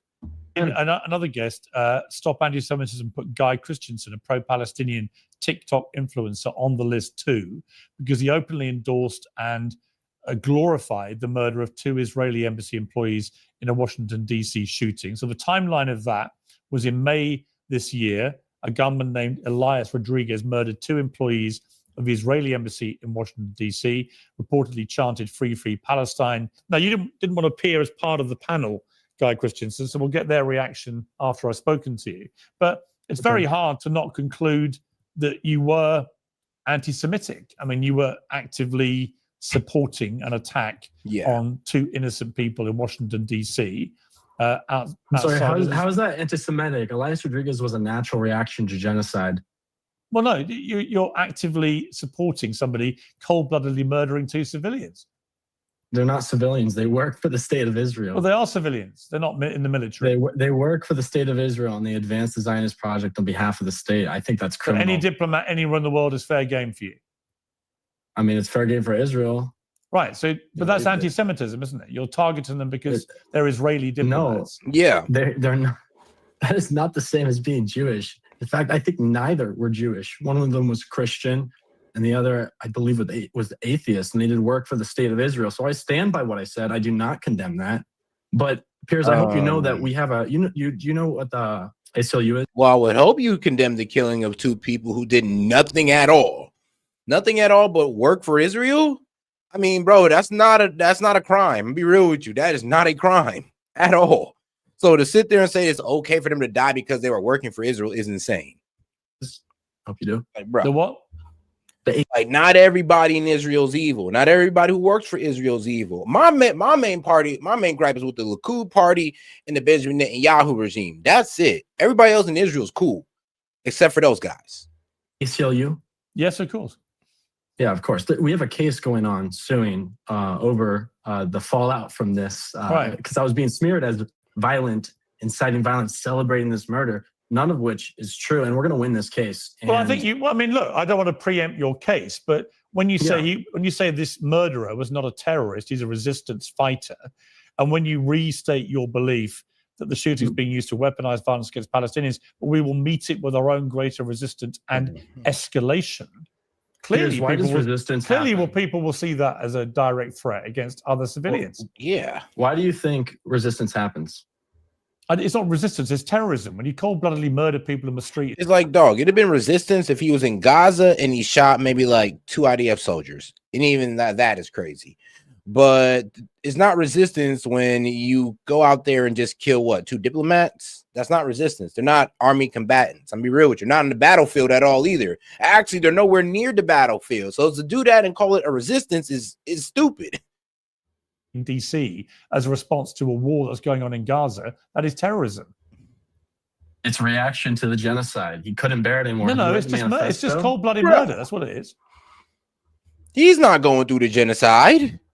Like, come on now, bro. Like, we can sit there and say, like, I've heard the arguments that, you know, one man's terrorist group is another man's freedom fighter. I've heard that argument before. But, like, this ain't that. Like, if you want to talk about Hamas over there in Gaza, sure. And you'd be wild for saying that. But if you want to sit there and say that the guy who shot those 2 Israelis or diplomats was being a freedom fighter, no, he was being a cold-blooded murderer, sadly. No, it's a little different. Maybe if he did that out there in Gaza, we could have that argument. But he's far away from the battlefield where the atrocities happen. So, no. That would be terrorism, actually. Complete terrorism. It's murder. I agree with that. You agree it's murder? Anyone? I agree. Hey, and shout out to my man Jordan for the baller alert. Hey, appreciate the support. Man, threw the baller alert for the 20. It's murder. Okay, obviously. so then he's a terrorist then, right? No, he's not a terrorist. What is he? He's a murderer. Reacting to the genocide. Guys, I gotta start doing this for baller. Well, some type of jingle. Whatever. Yeah, sure, he's a murderer. And he's murdering. But I'm not going to condemn him. Do you accept he was murdering for? Do you accept he was murdering? He couldn't bear watching torn apart Palestinian children. Sorry, wait a minute. Do you accept that he was murdering for political reasons? Come on, just say yeah. Yeah, I believe so. Okay, then that's a terrorist. Thank you. That's literally the definition of a terrorist. You don't even know what terrorism is, do you? Well, guy, you don't. I'm sorry, and it's not funny. With all due respect, you obviously. This guy's so stupid. It's funny. It's like you don't know what it's like, bro. You don't know the difference between terrorism and like a freedom fighter. I mean, here's the thing, though. I get the saying like one man's terrorist, another man's freedom fighter, but bro, this is not that. This guy's not part of a mosque. He's not part of any terrorist group. He's just some guy that's upset about what's going on in Gaza, and he decided to take it out on 2 innocent Israeli diplomats. I'm sorry, I cannot align with that. No idea what the word terrorism means. That is literally the definition. The word terrorism means when you murder nowadays. somebody for political motivation. That. Just like the that word is terrorism. Anti-Semite means nothing when they give it to someone like Miss Rachel. You've literally just called him a terrorist, having denied he was a terrorist. Tool. Right. You've literally just said. Sorry, Guy. With respect, let me speak. Let me speak. Just to be clear, when I said to you, "Did he murder these people?" you said yes, and when I said, "Did he do it for political reasons?" you said yes. That is the definition of terrorism, and yet your response at the time was he's not a terrorist, he's a resistance fighter. And I put it to you, you have now admitted he's a terrorist. No, he's a resistance fighter. This is very clear. Resistance fighters are not the Palestinian terrorists. resistance is not terrorists, they're resistance fighters. He murdered for political reasons, he's a terrorist, by your own definition. I just can't, bro. Bro, I just can't. I can't with this kid's intelligence level. I just can't. Very much. Let's go back to the panel. Well, I don't think he showered himself in glory there, did he, Jake Donnelly? Because he seemed to have no concept of what terrorism is. He literally admitted the guy had committed an act of terrorism, politically motivated murder, wouldn't condemn it because he doesn't think that's terrorism. If anybody on my side performed that poorly, I would ask them to get off social media and never be a voice for my side ever again. And I think it's actually phenomenally hilarious that the guy committed, honestly, career suicide just now because he did his own fake death hoax when he was back in high school. So you know what? It's the second time. You know, that guy, well, let me bring Anna in. Look, Anna, the thing is, yeah, he looks like the type of kid that would do something that weird. I thought that was pathetic, that interview. This is a guy who doesn't even really understand what the word terrorism means. So, all right, he's what he is.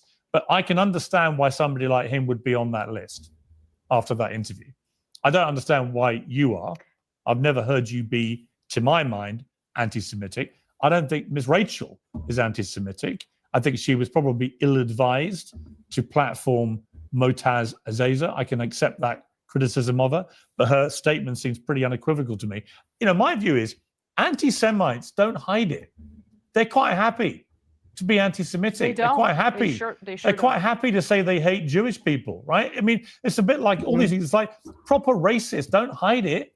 They're quite happy to say they hate people because of their skin color. Proper homophobes don't hide. So this is why I hate these tags being applied to people when they're making legitimate criticism of governments or institutions or whatever. There's a world of difference. And if someone says emphatically... No, I mean, that's true. Like I said, it's like guys like Stu Peters. Like that guy, he will sit there and tell you that he don't trust no Jews. No, he don't trust a religion. He thinks it's some type of cult. Like, bro, what people say about Islam is the same thing Stu Peters say about Judaism. It's like wild.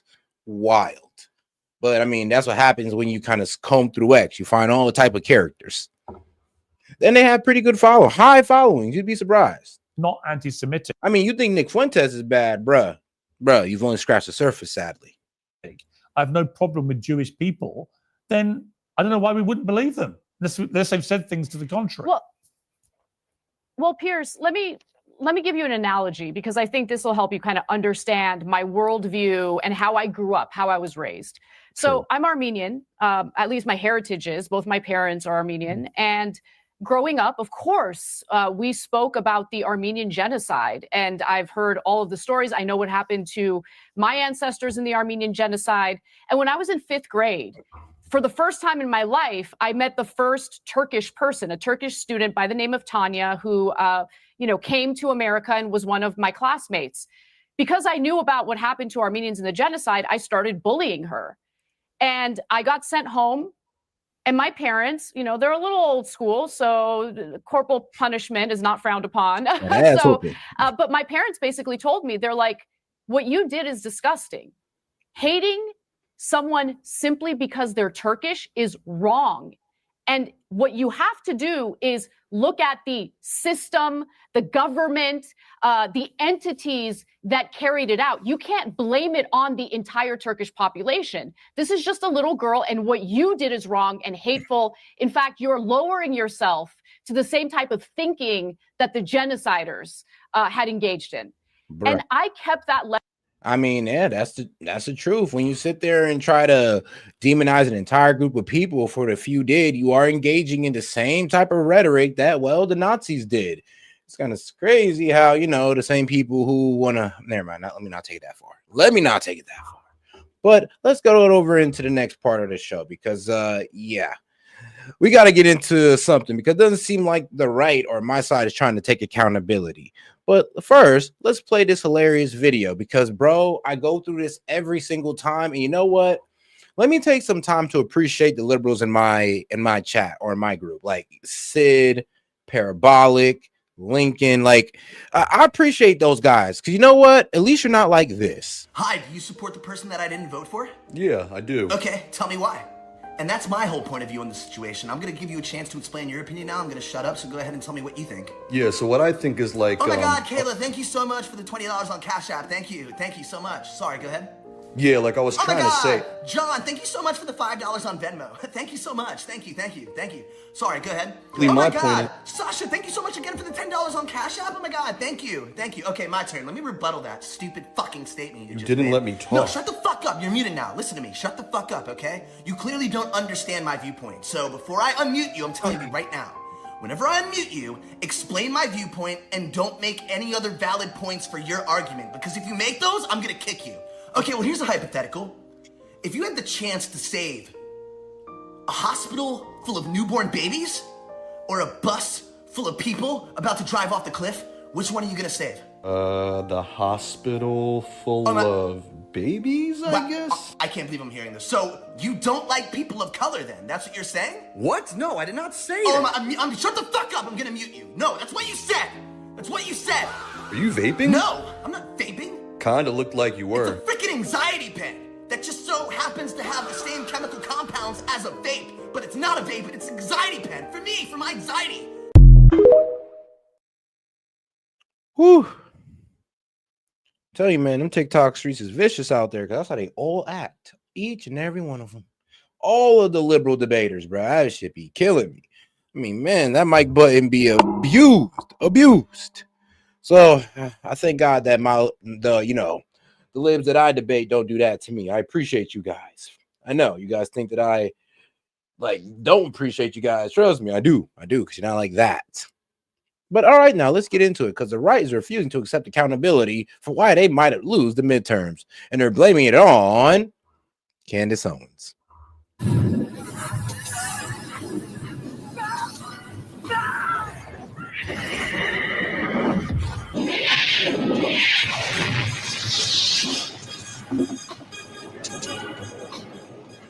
What's up, guys? Benny, you knew that this day would come, and now all institutions are pushing back against Candace Owens, Turning Point USA, all of the staff of the Charlie Kirk Show, Erica Kirk with rumors of a lawsuit, and Tim Pool.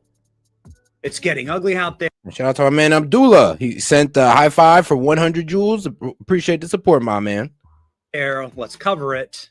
Ladies and gentlemen, Appreciate Candace Owens sort of breaking the internet with this one 2 days ago, seen by 15 million people, saying that she has now all of the evidence to prove that the leadership of Turning Point USA were involved and betrayed Charlie Kirk to the tune of his murder. I'm making a personal plea to every well-meaning person who donated to this godforsaken organization to request a refund, she says. I mean, it's quite an allegation there. So please, provide the evidence.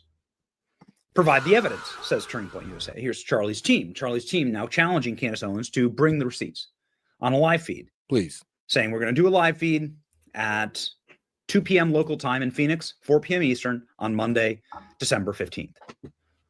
Charlie's friends will be there, and they'll respond to every single statement or claim made by Candace Owens with their own receipts to prove, well, their side of the story. So where's Candace going to be? She's invited to be live streaming live. She said she would be there live. She said she accepts completely and, well, lock in. I think this would be a positive thing. And then she backed out, kind of. She said she can't make it work in person, so she'll be happy to join digitally any day. Again, I still hope that it happens. Tim Pool responded to that viral post saying that she now has all the evidence she needs by saying this: I've received information this morning to put the final pieces together. I can now say with full confidence that Charlie Kirk was betrayed by Candace Owens, some of the very people who claim to be his friend. Yes, I'll be naming names. And I'll be making a personal plea to every well-meaning person who donated this organization to say thank you. You were lied to, and Candace knew. So this is Tim Pool saying, prove the counterfactual. It's very easy to go out and make these claims if you don't have the evidence. And if you don't have the evidence, then you can go and get a lot of clicks and get a lot of people seeing what you're doing. You could have the #1 podcast, but if you never have to actually present your evidence, then what you're doing is rage bait. And so this is the point that Tim has been making about Candace. Now, they got in a little bit of a spat here where Candace said that Tim accused her of using bots. We've taken $0 from investors. I've never used a bot. Never spent a single dollar on advertising. After my highly publicized firing, we made a conscious decision to come back truly solo. We may actually take it as a major compliment that people think otherwise. Tim Pool saying, we never said you use bots. It's a fake post. We were talking about how Twitch having bot problems and how people boost their shows. I've consistently explained that your show is appealing to larger audiences and women as it is dramatic and emotional. Candace Owens responding, "Hey, Tim, you might not be aware of this, but the amount of time you're dedicating to me reacting to my show is coming across as emotional and dramatic." Well, that kicked something off. That is for sure. Because in light of the Turning Point USA pushback on Candace, and Tim Pool is now, again, going extremely hard in the paint and went scorched earth on Tim Casa IRL last night. In the sociopath influencer world, there's no amount of money that will never be worth it. That's Candace Owens' world. Publishing texts, out of context posts, attempting to eviscerate Charlie's legacy seems to be worth every single penny to Candace. So Tim Pool is getting plaudits for this, responding to Candace, going directly at Candace. And then last night's show dropped. She is a effing scumbag, and it's getting worse every single day. We're going to lose the midterms because of Candace Owens and her army of influencers who want to burn TPUSA to the ground and divide and break up the MAGA coalition. Here, ladies and gentlemen, is Tim Pool. If the Republicans lose in the midterms, I believe that Candace Owens is wholly responsible. What? She is one of the biggest podcasts on the right, doing everything to go to war with the organization. Now, before I get into laying into this guy, shout out to my man Abdullah for sending a happy poo for 10 jewels. Shout out to my man Abdullah once again for sending a float of heart. Shout out to my man Jordan for sending the clapping seal. And shout out to my man Abdullah for sending the makeup brush and the GLHF. Appreciate the support. Man, shout out to you guys. Now, I'm not liking where this is going. So why are we blaming Candace? What did Candace do? All she did was just ask questions and then the investigative work. And it is strange. They did try to pull some bullshit off on us. They tried to say that a 30-oxid bullet will stop by a human bone, a same bullet that can tear through bison bone. I'm sorry. There's some BS going on. Hey, she released text messages that, yes, Charlie's top supporters were pulling out because he was hosting people like Tucker Carlson, Candace Owens. I'm sorry, you gotta say this. You gotta say it together now. It's like a pimp named Sick Black. You gotta say the whole thing. Tucker Carlson, Candace Owens. So they was pulling money because they were Charlie Kirk was hosting them, and he was losing millions of dollars doing so. And it was proven that a meeting happened where they were sitting this man down, going like, "Bro, where you going with this? Is you pro-Israel or you not? Because if you're not, you're gonna lose this funding." This was proven. Charlie Kirk said he didn't like being bullied by these guys. And that was also proven that he wants to leave the pro-Israel movement. So it was proven that Charlie Kirk was, well, kind of leaving that movement that was putting a lot of money in his pocket. Well, and little did this man know that the only reason why money was getting put in his pocket because he was such an ardent supporter of Israel. That helped get Trump elected. Turning Point specifically was going out and registering people to vote. Without Charlie, it's in trouble. Turning Point needs to be able to go out and rally young people and register them to vote. And she's doing everything she can to destroy that. And that is going to, I suppose, it's going to rip out the coffers on the right. There is no organization like Turning Point that exists anywhere else that has the resources and the reach. And without Charlie, I'm not sure that they can make it. But I can tell you this, Candace lighting a Molotov and throwing it through the window is not helping. And it's the most demoralizing thing ever. Additionally, all of the cowards on the right who are too scared to say anything about her, because we're not scared. We're actually just supporting what she's doing. I'm gonna be real with you. It's like nobody's scared to call out Candace Owens. Like I've called out Candace Owens before, but the problem is though, is that when she's right, she's right. When she brings the receipts, you got to sit there and shut the F up. And the problem is, it shows that none of you guys are watching Candace's show, but you have all the judgment about what she's saying. Watch the show, look at her evidence, and then scrutinize. You guys are going off the hinge, like, and not even knowing what you're questioning, not even knowing really what you're going against. Well, guess what? You're going against solid evidence. So you guys are looking kind of dumb. Tweets at me talking shit or whatever, and then a bunch of people come and flood our chat. I could give a single flying You can come and you can burn everything I have to the ground, and I will happily live in a van down by the river. I don't care to be number one. I don't need to be number one. What I care about is what is true and what will help this country and what works. Yeah, me too, brother. I feel the same way. The thing is, though, dog, I mean, Not to be a dickhead, but you were caught taking foreign money, but you didn't know. So I'll give you that. I'll give you that. But the problem is, like, Tim, you are number one. You met with Bibi Netanyahu. Your credibility is already in doubt just off of that alone. But I still watch you, though. I still watch you, even though I disagree with some of your actions. But the thing is, you're going off on Candace for what? Criticizing Israel. You started dogging her about that. The Brigitte Macron, you started dogging her about that without watching none of the series, because I ain't gonna lie, you watch the series and you're convinced at that point. And then you want to condemn her about looking into Charlie Kirk's assassination. I mean, bro, it is one of her best friends. I mean, I would be mad if my best friend wasn't going balls to the wall like this. I mean, I can't condemn it. I can only congratulate her. I can only give her the thumbs up on it. It is her homie. What can I say? She gonna ride for the homie. I gotta respect it. And she is a scumbag. Okay. And she's getting worse every day. And she crossed the line. She continually crosses the line every day, insinuating the Turning Point literally killed the guy who made them all rich. Whoa. She didn't say that. She said that Turning Point might have been operating duplicity behind Charlie Kirk's back. And that's reasonable to say, since they were pulling out because Charlie Kirk wasn't saying, well, what they wanted him to say. That Charlie Kirk was having conversations with certain people that they did not want Charlie Kirk to get near, and they were pulling money out because of that. So she wasn't saying that Charlie Kirk was killed by TPUSA. She's saying that Charlie Kirk was being betrayed by TPUSA financially. And I hear this in the streets, and it's at a certain point, I'm like, holy shit, we're gonna lose the midterms. We're gonna lose the midterms. Then we're gonna lose in 2028, and it's because she's a piece of shit.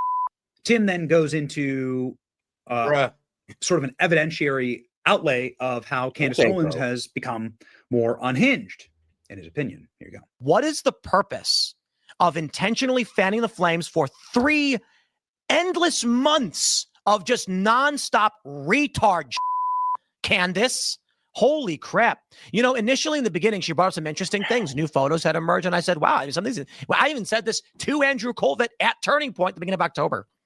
Now she's at the point where it is video after video where she's saying it's an inside job. She's saying, like, there's a video of the dude, Mikey McCoy, grabbing his phone and making a phone call, and she's acting like that's weird. And then you get this other guy who's claiming that the business is a parking lot.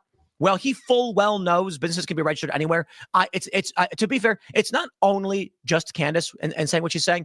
It is all of these people who are like piranhas ripping the right to shreds. And you know what?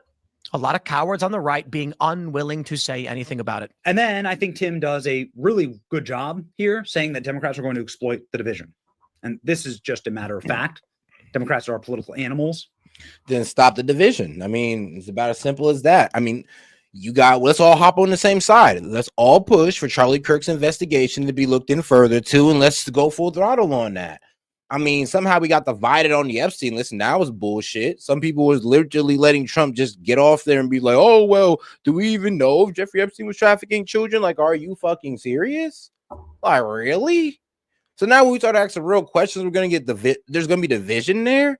Like, this man, Charlie Kirk, might have got assassinated. Charlie Kirk got assassinated JFK style. We're just going to sit there and just let all these questions just go unanswered. Just, you know what? Let's accept the magic bone theory, just like we accepted the magic bully theory. Then 30 years down the line, then we're going to start asking real questions. Man, what the hell are we doing? What are we doing?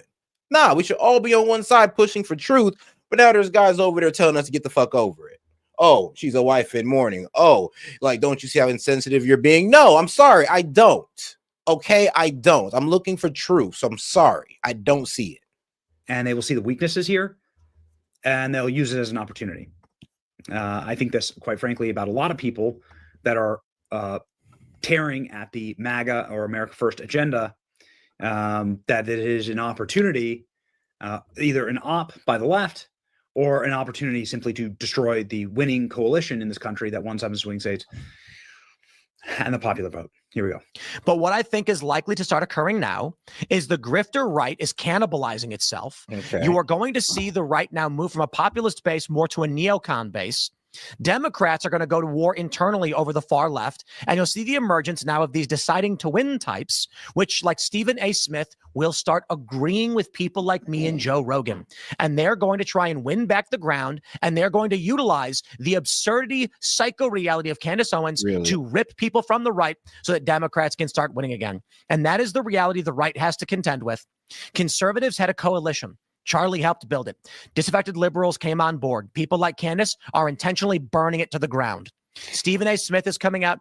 Bill Maher, even now coming out more reasonably. The Democrats are going to reemerge. Those that sold their souls for woke and to COVID are going to lose out, and they're going to retire. The AOC types, you're going to see her desperately try to moderate. But we're going to see in these swing districts, they're going to try. Now, that being said, hyperpolarization, as I've already described, may affect New York and Los Angeles and Chicago. So we will see. Maybe it all just gets ripped apart anyway, and you end up with 15 different factions all fighting for power in the federal government. Tim getting some praise, certainly here online for this. Tim Pool's right about Candace Owens. I mean, come on now. You always get praised when you attack Tucker Carlson or Candace Owens. For some strange reason, you get praised. That's where there's this division on the right. Because a lot of people on the right love Tucker Carlson and Candace Owens. So, yeah, that's what you guys are causing the division. You're heavily going against two of the biggest figures on the right, like it or not. As much as you try to throw them out of it, you can't. Because Tucker Carlson and Candace Owens, I mean, they kind of are the right, like it or not. They're the biggest influencers on the right, like it or not. So you might just want to get over it and actually attack their arguments. Helping the country. She's damaging the right. Her behavior is helping Democrats. She just postured in front of millions. She's responding to Turning Point announcing that was hilarious. Saying you could pick the time, pick the place, her exact words, but the moment they actually picked a place and time, suddenly it doesn't work for her. That shows she didn't actually mean it. It's performative. Ladies and gentlemen, Tim Pool goes off, calls out conservative influencers as cowards for not speaking up against her effort to derail the midterm. Tim Pool nails it. Candace. Yeah. Tim Pool nails it. All right. Well, let's see how Candace reacted to this. Because instead of saying 28, and it's because she's a piece of shit. Because instead of saying, guys, let's come together and figure out how to work together, she says the stupidest, retarded crap. And now everybody's running around divided and broken. For what reason? For literally what reason? I'm also hurt. Because they killed Charlie Kirk in broad daylight, and we don't care about your stupid midterms. We just don't care. Like, they really, this is how they view Charlie Kirk. That's what I say. Was anything in his life real? Tim Pool is going off right now because he's like, it's not the time. You guys need to be mules. You need to keep voting in the very corrupt people that are lying to your faces right now about what happened to Charlie Kirk. It is not the time because it is your job to get people into office. This is what I mean when I suggest that nothing in Charlie Kirk's life was real. So he really thinks he's doing something there. And actually what he's doing is proving my point. These people just saw Charlie as a means to an end, okay? As a political horse that they could ride. And so for whatever reason, they got tired riding him. And now they're angry because they also were going to whip the horse, the ghost of Charlie Kirk, and say, we still need you to shore up votes. And it is inconvenient that people who actually cared about Charlie and saw him as a, I don't know, human being, want to know why he was publicly executed in front of us and why we're being lied to about everything. That is why Tim Pool is upset, because midterms, it's going to be my fault, not the fault of the feds for feeding us BS. It's not going to be the fault of Turning Point USA for lying and thinking that they're brighter than us and seemingly not caring about the investigation. It's not going to be the fault of, I don't know, maybe actual politicians like Donald Trump, who's a president of the United States, and look us in the face and said, are we still talking about the Epstein files? No, that's not his fault. The fault is Candace Owens for wanting to figure out who murdered her friend. Don't you guys get it? Like, we're just an algorithm. Why do you care so much about humans? Like, why are you a human? Like, somebody really dies. You need to focus on midterms. Okay? That is the point of a Tim Pool show. It does. Yeah, it is kind of wild to sit there and say, man, get over your dead homie, man. We need to focus on midterms. Just sitting there like, bro, wait, what? Like, but my homie died. Yeah, bro, but midterms. Like, bro, it's kind of effed up. It doesn't matter what you are going through at home. I want you guys to hear this, okay?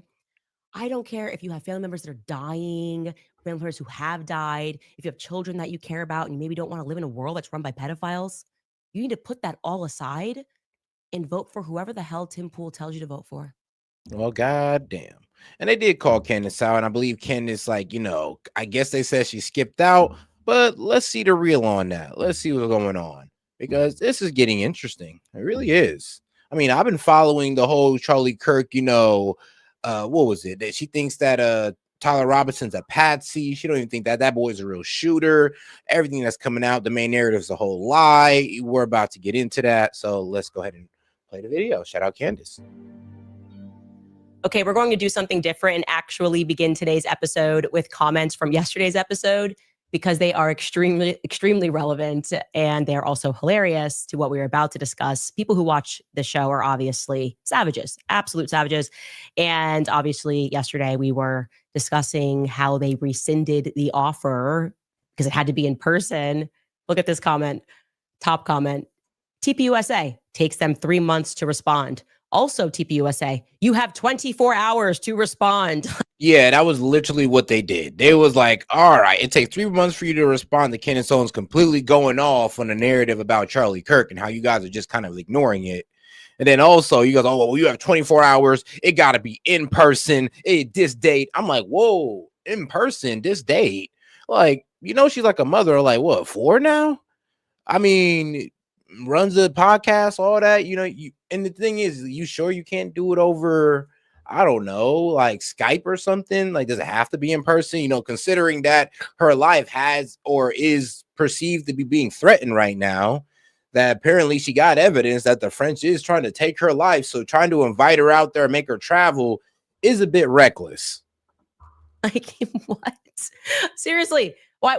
Where did this 24-hour thing come from and why was it necessary? The second comment, this user writes, Tyler Robinson can appear in court by video conference, but Turning Point USA says Candace cannot attend their debate by similar means. Yeah, guys, we are starting to notice some things. It's weird.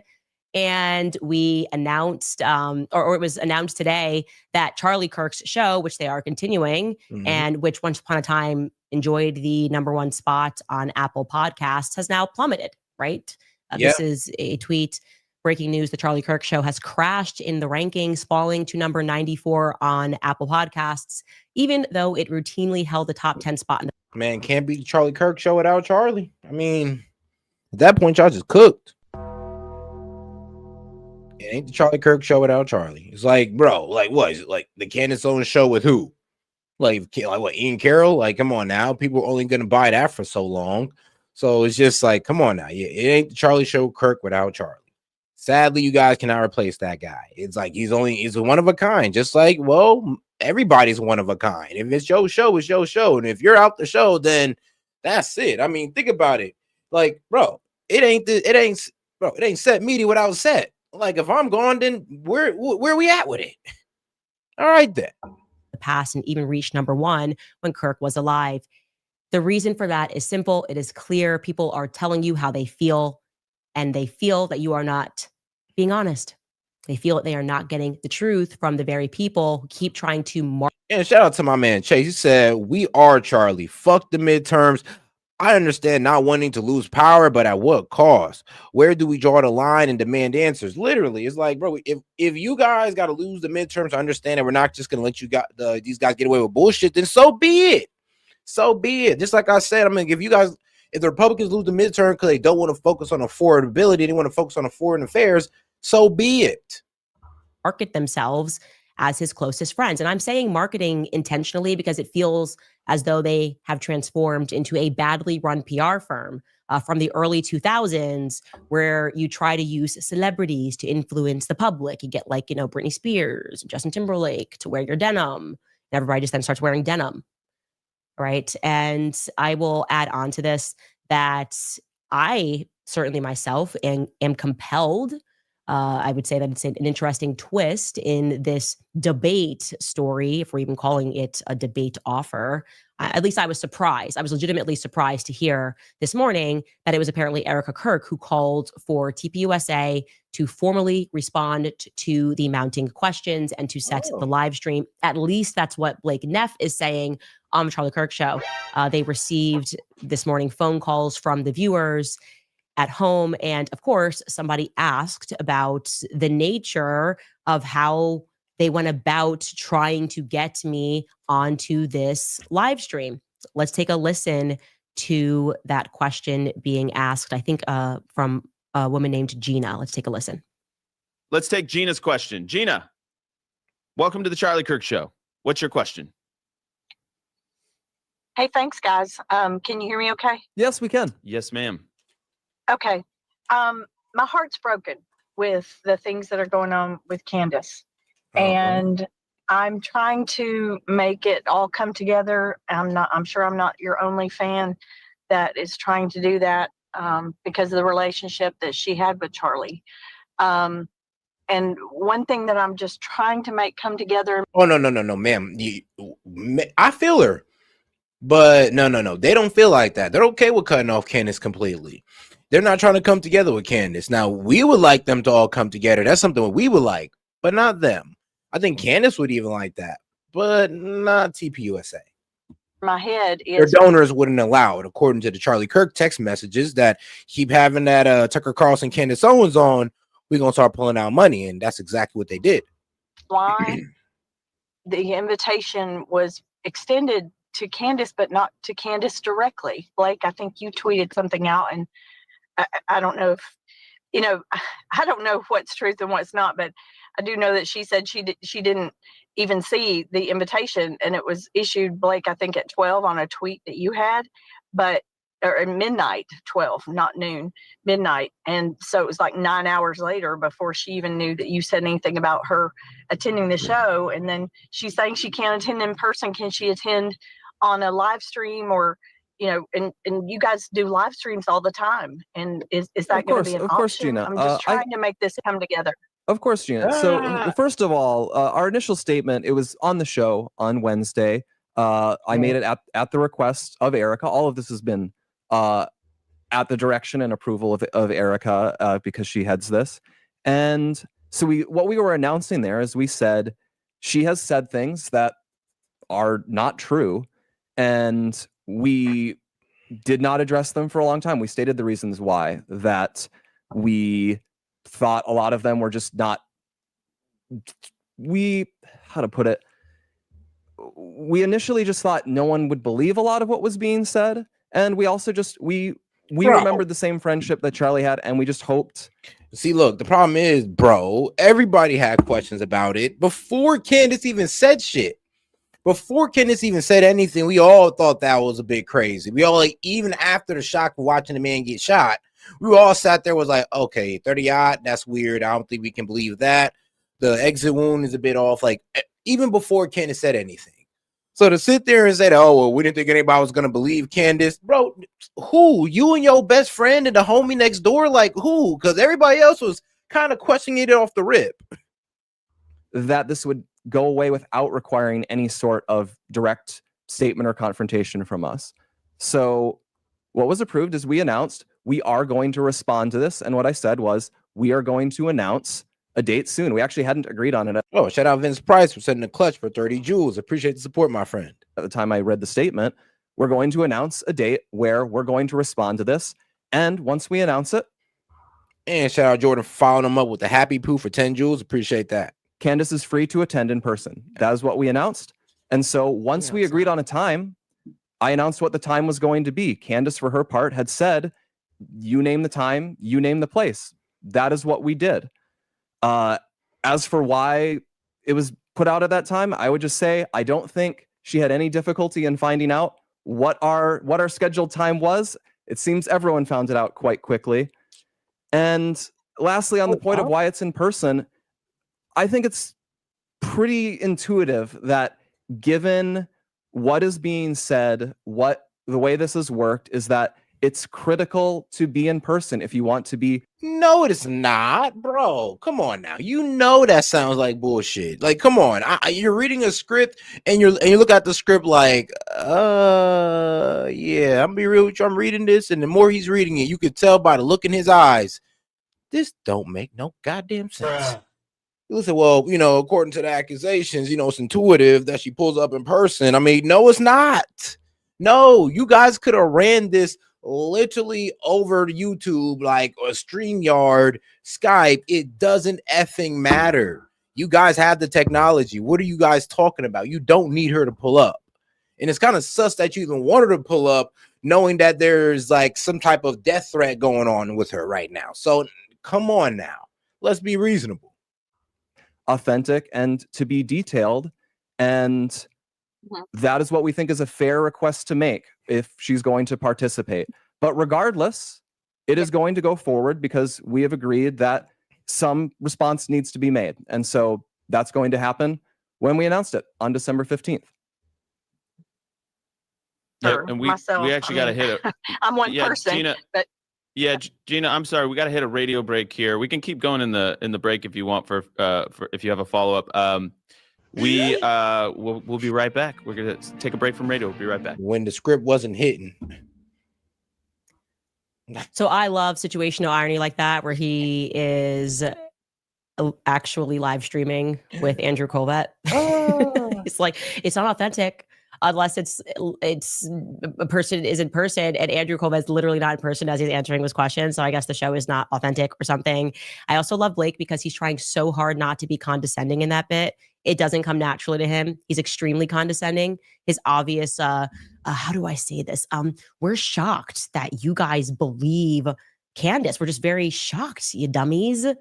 And his excuse is that the reason he did this in the middle of the night on X is that it's to be expected, as if that's some sort of normal etiquette.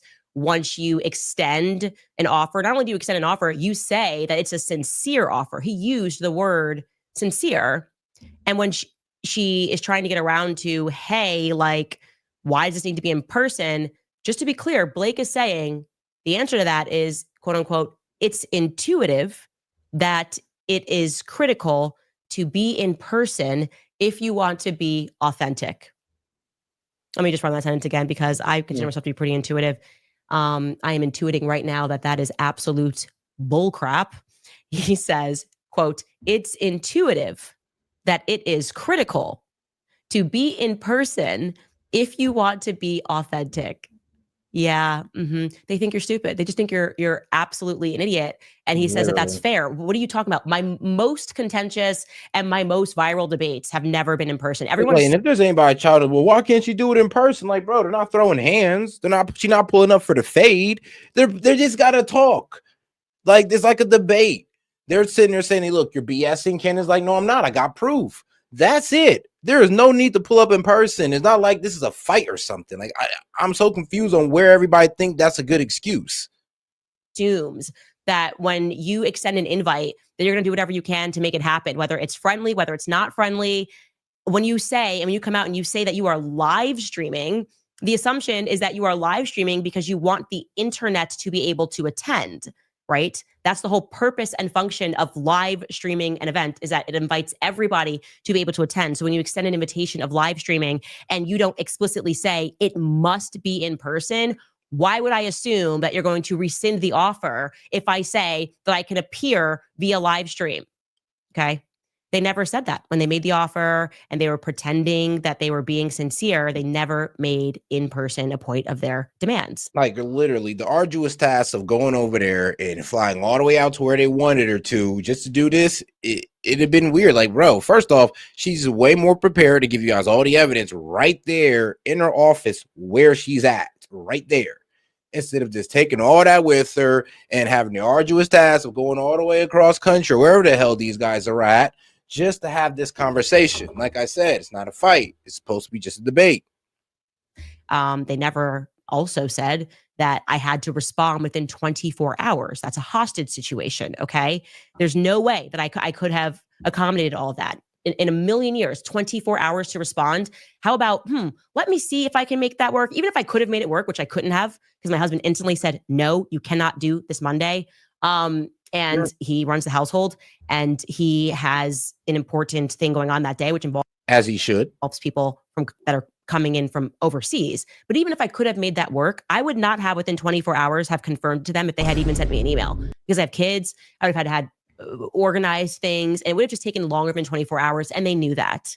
What Blake did say verbatim on that day is, quote, "Here is what is going to happen. In the near future, there will be a live stream here in Phoenix." So we're assuming they're live streaming from Phoenix, where we address in a clear and comprehensive way the claims and the accusations, the false accusations that have been made against. And honestly, I wanted to see this debate happen because, well, they're acting pretty incredulous towards the evidence. And I want to see that when Candace lays out this evidence before their face, will they still be acting incredulously towards it? And Charlie's family, friends, and the people here at Turning Point. We plan to walk through everything carefully and thoroughly. If Candace is available, we would sincerely welcome her participation in that live stream at our studio in Phoenix. Not a demand to be there in person. Phoenix. Live streams happening at your studio. If you live in Tennessee, yeah, that'd have been all the way across country. Okay, yeah, they tripping. I mean, damn, they could have brought it to her. Oh, and you said that this was a sincere request, then you went about it in the opposite manner, which is why it makes it really interesting that he says in the beginning that that was done at the request, at the direction, and with the approval of Erica. And that's interesting for a lot of reasons. I think a lot of us have been wondering, like, did she take on this role and she's actually executing? Or are we still going through a transition phase? Is she still learning the part? How involved is she on a day-to-day basis? Because some of these actions seem like fumbles, like absolute fumbles. And you're wondering, is Andrew Colbat running things? Is Tyler Boyer running things? Is this coming from Erica Kirk? Because I'm having trouble, I guess, comprehending why she would green light something that the internet has now read as incredibly insincere. Of course it's insincere. You market yourself as somebody that is passionate about family, and we can't even get 24 hours to see if we can make things work and exchange things. Like, that doesn't feel honest. That didn't come across as honest. And you're telling us, or we're assuming from that statement, that she approved the statement that went out, referring to people as Antifa members, like making us akin to a basket of deplorables because we don't accept the Fed slop. Like, that got her approval to go out. Like, this was read by Erica. That doesn't feel good, And the reality is if you deeply care about the legacy of Turning Point USA, as you all claim that you do, like you claim that you're really just in this, Blake Neff and Andrew Colbat, because we were his best friends and we love him, then how can you treat people who are genuinely people just like Gina, donors to Turning Point USA, people who got behind Turning Point USA, people who have photos of them going to Turning Point USA events, who probably have tickets to go to AmFest? How can you treat people with such contempt? How could you think they're dumb enough to believe that that was a sincere offer, that that's how it's supposed to work, that that's ever in the history ever of people setting up debates, that's ever been how it's worked? That someone just... I'm be real with you. That only works when, to be quite honest, they kind of draw the little broer. That only works when you're dealing with a smaller talent or a smaller channel, a smaller brand, a smaller entity in your industry. Okay. That's the only time you do somebody like that. You got 24 hours and you're on my time. Why? Because I'm doing this for you. When, let's be real, Candace gets more views than them. I mean, she has probably most likely more subscribers than them. So to be honest, they should be on Candace time. Arbitrarily picks a time and a place, and you admit you had no time and you did not have a date picked. So there's no reason you couldn't come to me and say, here's 2 dates that could work, and allowed me to do that. And by the way, I would still like for you guys to do that. Okay. And one more thing that I want to put out there, because your 24-hour demand is ridiculous. It's silly. Okay, let's strip it. Let's stop pretending that there's some buzzard that got hit. We can still make this work, and I would like to make this work, and I would especially like to make this work if you are saying or implying that Erica Kirk is going to be there. Because the reality is that would be a game changer. I think that's a game changer. I think it would be very powerful to have her there to represent the viewpoints in a way that they're maybe not being shared by Blake Neff, who is incredibly unlikable and speaks down to people. And I don't know why he does that. It's not coming across clearly from your spokesperson, Andrew Colvat, who seems to be on the road and isn't course correcting in the attitudes that are coming out, or at least telling people not to be like late night tweeting like Tyler Boyer.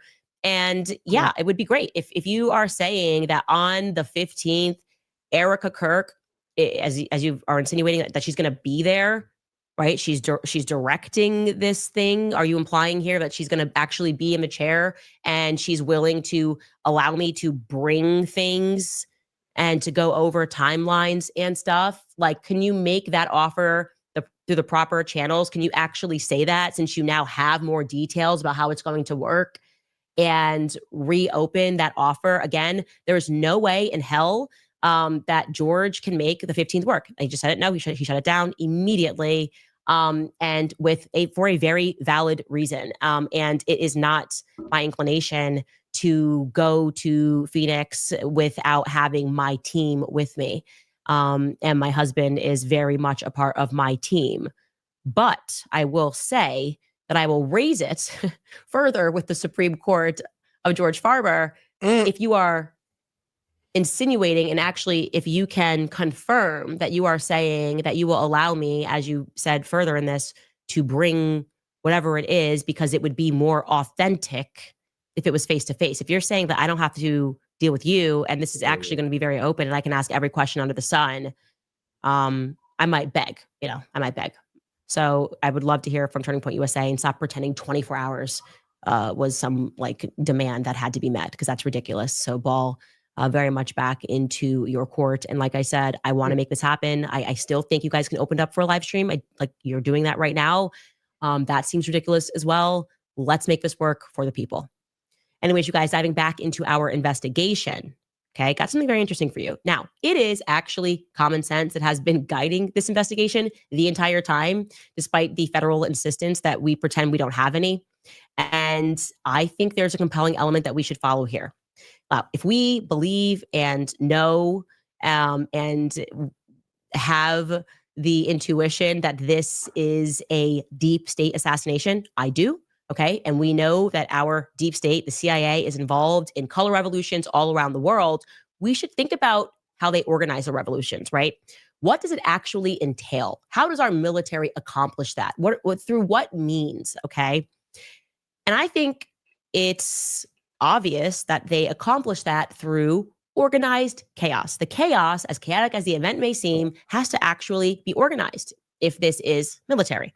It means that as a state, we fund and then we coordinate protests, and coordinating is the operative word. It has to look organic to the untrained eye. You have to actually make sure that people will believe when they read the New York Times, when they read AP News or Reuters, that all of this just happened. That, like back in 2014, the Ukrainians were authentically and truly just done with their president, Yanukovych.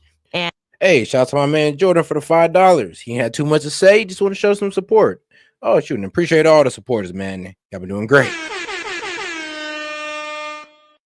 And when John McCain went over there and led the protesters in the streets, he was really representing the voice of the people. It was not another United States military color revolution. By the way, if you have not seen that, this is what we do all around the world. You should just, I'm just going to play a little bit of this. John McCain addressing protesters in Ukraine before we overthrew their president. Take a listen.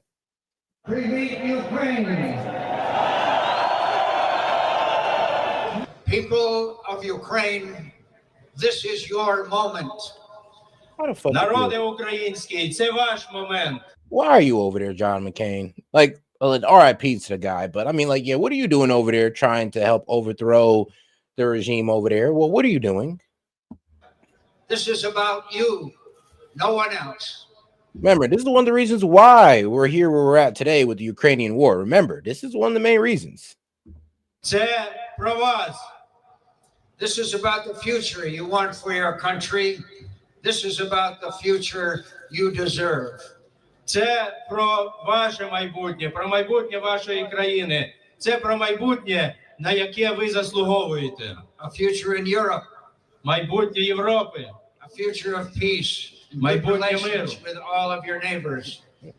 Майбутнє всіх ваших сусідів. All right, that's enough. I don't know why we're like this. I really don't know why we're like this. Anyways, I believe in my heart and in my rational mind as well that Charlie Kirk's assassination was about as organic as John McCain, may he rest in peace, leading the people of Ukraine. And we got our color revolution, and we've been doing corrupt stuff in that region since. Now, I began scanning the people of the crowd obsessively. Obviously, you should see the folders on my desktop.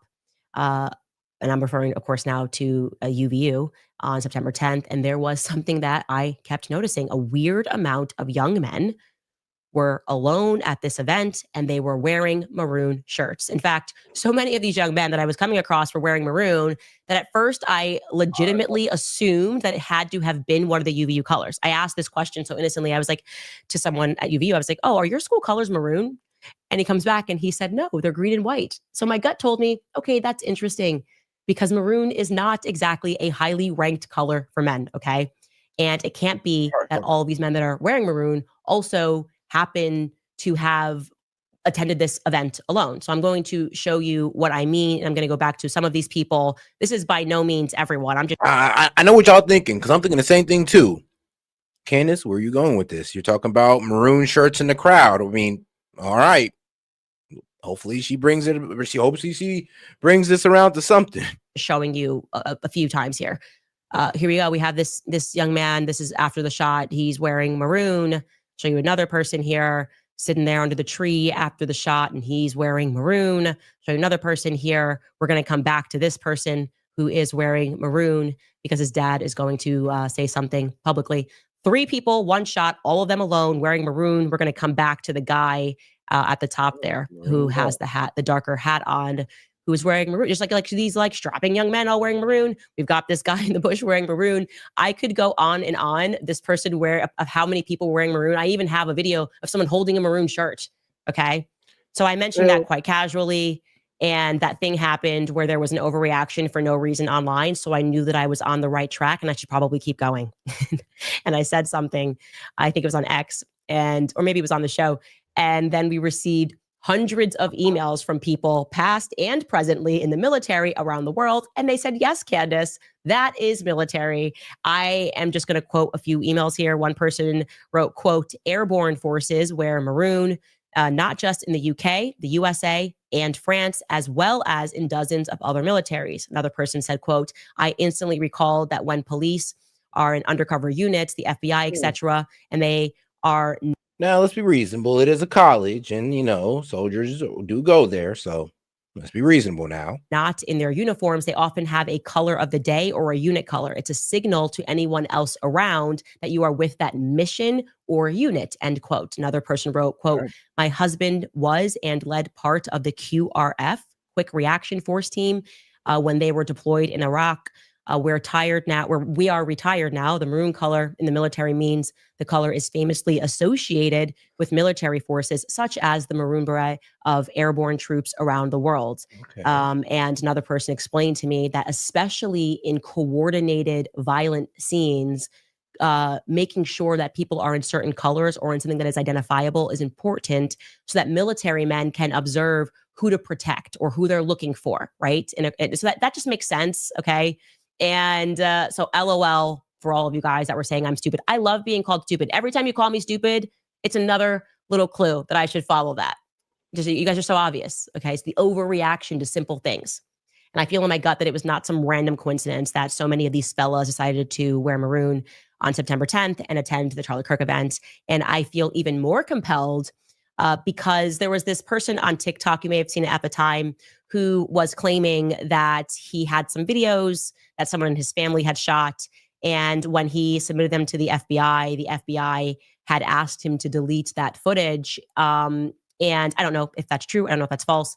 But I do know that when I got in touch with this individual and he sent me the footage, my eye immediately gravitated towards another person who happened to be wearing maroon, who is also alone at the event, who I thought was kind of strange, did not duck when everybody else ducked after the shot went off. I think I had shown you that. I'm going to show it to you again. I know I identified him as a young man named Jacob Kasparian, and I'm going to show you that video of him not ducking after the shot goes off. Take a look at this. Counting or not counting gang violence? Great. And we're going to circle it so you can see it. Okay, that's him. You're going to see everybody duck, and it's going to come back up, and he's still not going to be ducked. He just kind of hits his phone and walks away. Now, regarding Jacob Kasparian, I want to be very clear. I do not think he shot Charlie Kirk, because it's really fashionable for people to say that we are accusing everyone of shooting Charlie Kirk. No, I am observing some things that strike me as unusual. And it's unusual that he attended the event alone. It is unusual to me that after researching him, he had posted himself earlier that day at either 8:42 a.m. or 7:42 a.m. I'm unclear on whether or not Facebook is editing the time zones according to what I'm in, the time zone I'm in, or when it was shot. But he's wearing an entirely different shirt earlier that day. It's a dyed blue shirt. And then when he arrives to UVU campus, he kind of hits certain points. He's up high, and then he's at the lower rung. 2 minutes before Charlie gets shot, he's not where he is. And then the next thing you know, he's there. And the reason why he's not moving is because he's recording and he doesn't duck. And I just found that to be a bit interesting. And I can show you, by the way, this is a very grainy image of him recording. We're kind of circling it there. It's okay if you can't see it. We've hyperimposed, but I just found it odd thereafter that nobody, despite him being there, witnessing it and having recorded, by the way, Charlie getting shot, none of his family members posted anything about Charlie's assassination. He is active. He did not post about Charlie's assassination. It happened in their backyard. It was a global event. No comment whatsoever that I could find. And I started to wonder, based on where I found these individuals in the audience, I started to suspect, and this is my broader suspicion and theory, which in any investigation you're allowed to do. It might turn out to be wrong, but I am beginning to suspect that our Maroon Boys in general were tasked with taking footage from predetermined. All right, guys, I do got to call it a night on this one. But yeah, you can feel free. This is like the latest episode of Candace. You can follow her on this, guys. You know, you can see if you want to call it BS or not. But she's going somewhere with this. Now, with this Maroon stuff, I do not know where she's going. I'm going to have to catch in later. But all right, guys, I'm going to go ahead and close it down on this one. You know what? We're going to go ahead and end on some funny clips, of course. Appreciate the support, guys. This is Set with Set Media, and I will catch you guys on the next one. Peace. Rob, you had a... Hey, America, I'm learning about your history and just heard about the Boston Massacre. How many people died? The British killed 5 people. Just 5 million people? Just 5 million? No, just 5 people. Like 1, 2, 3, 4, 5 people. Why did you call it a massacre if it's just 5 people? We define anything above 4 deaths as a massacre. What would you have called it? I don't know, the Boston interaction? That's not history. I would never recorded that. I've lost millions of more people and have way less dramatic titles than the Boston Massacre. Okay, wait, I'm starting to put things together. How many people died in the Guangzhou disagreement? 40 million. 40 million people. Okay, what about when you're talking about that Guangdong disagreement? Did anybody die there? Yeah, like 300 million people died, and then like 40% of all habitable land got destroyed. You have to be making this up. 300 million men, women, and children died? No, you said people, right? No, 300 million men died. Yeah. No, you said people is wild. Yeah, they are wild. Women.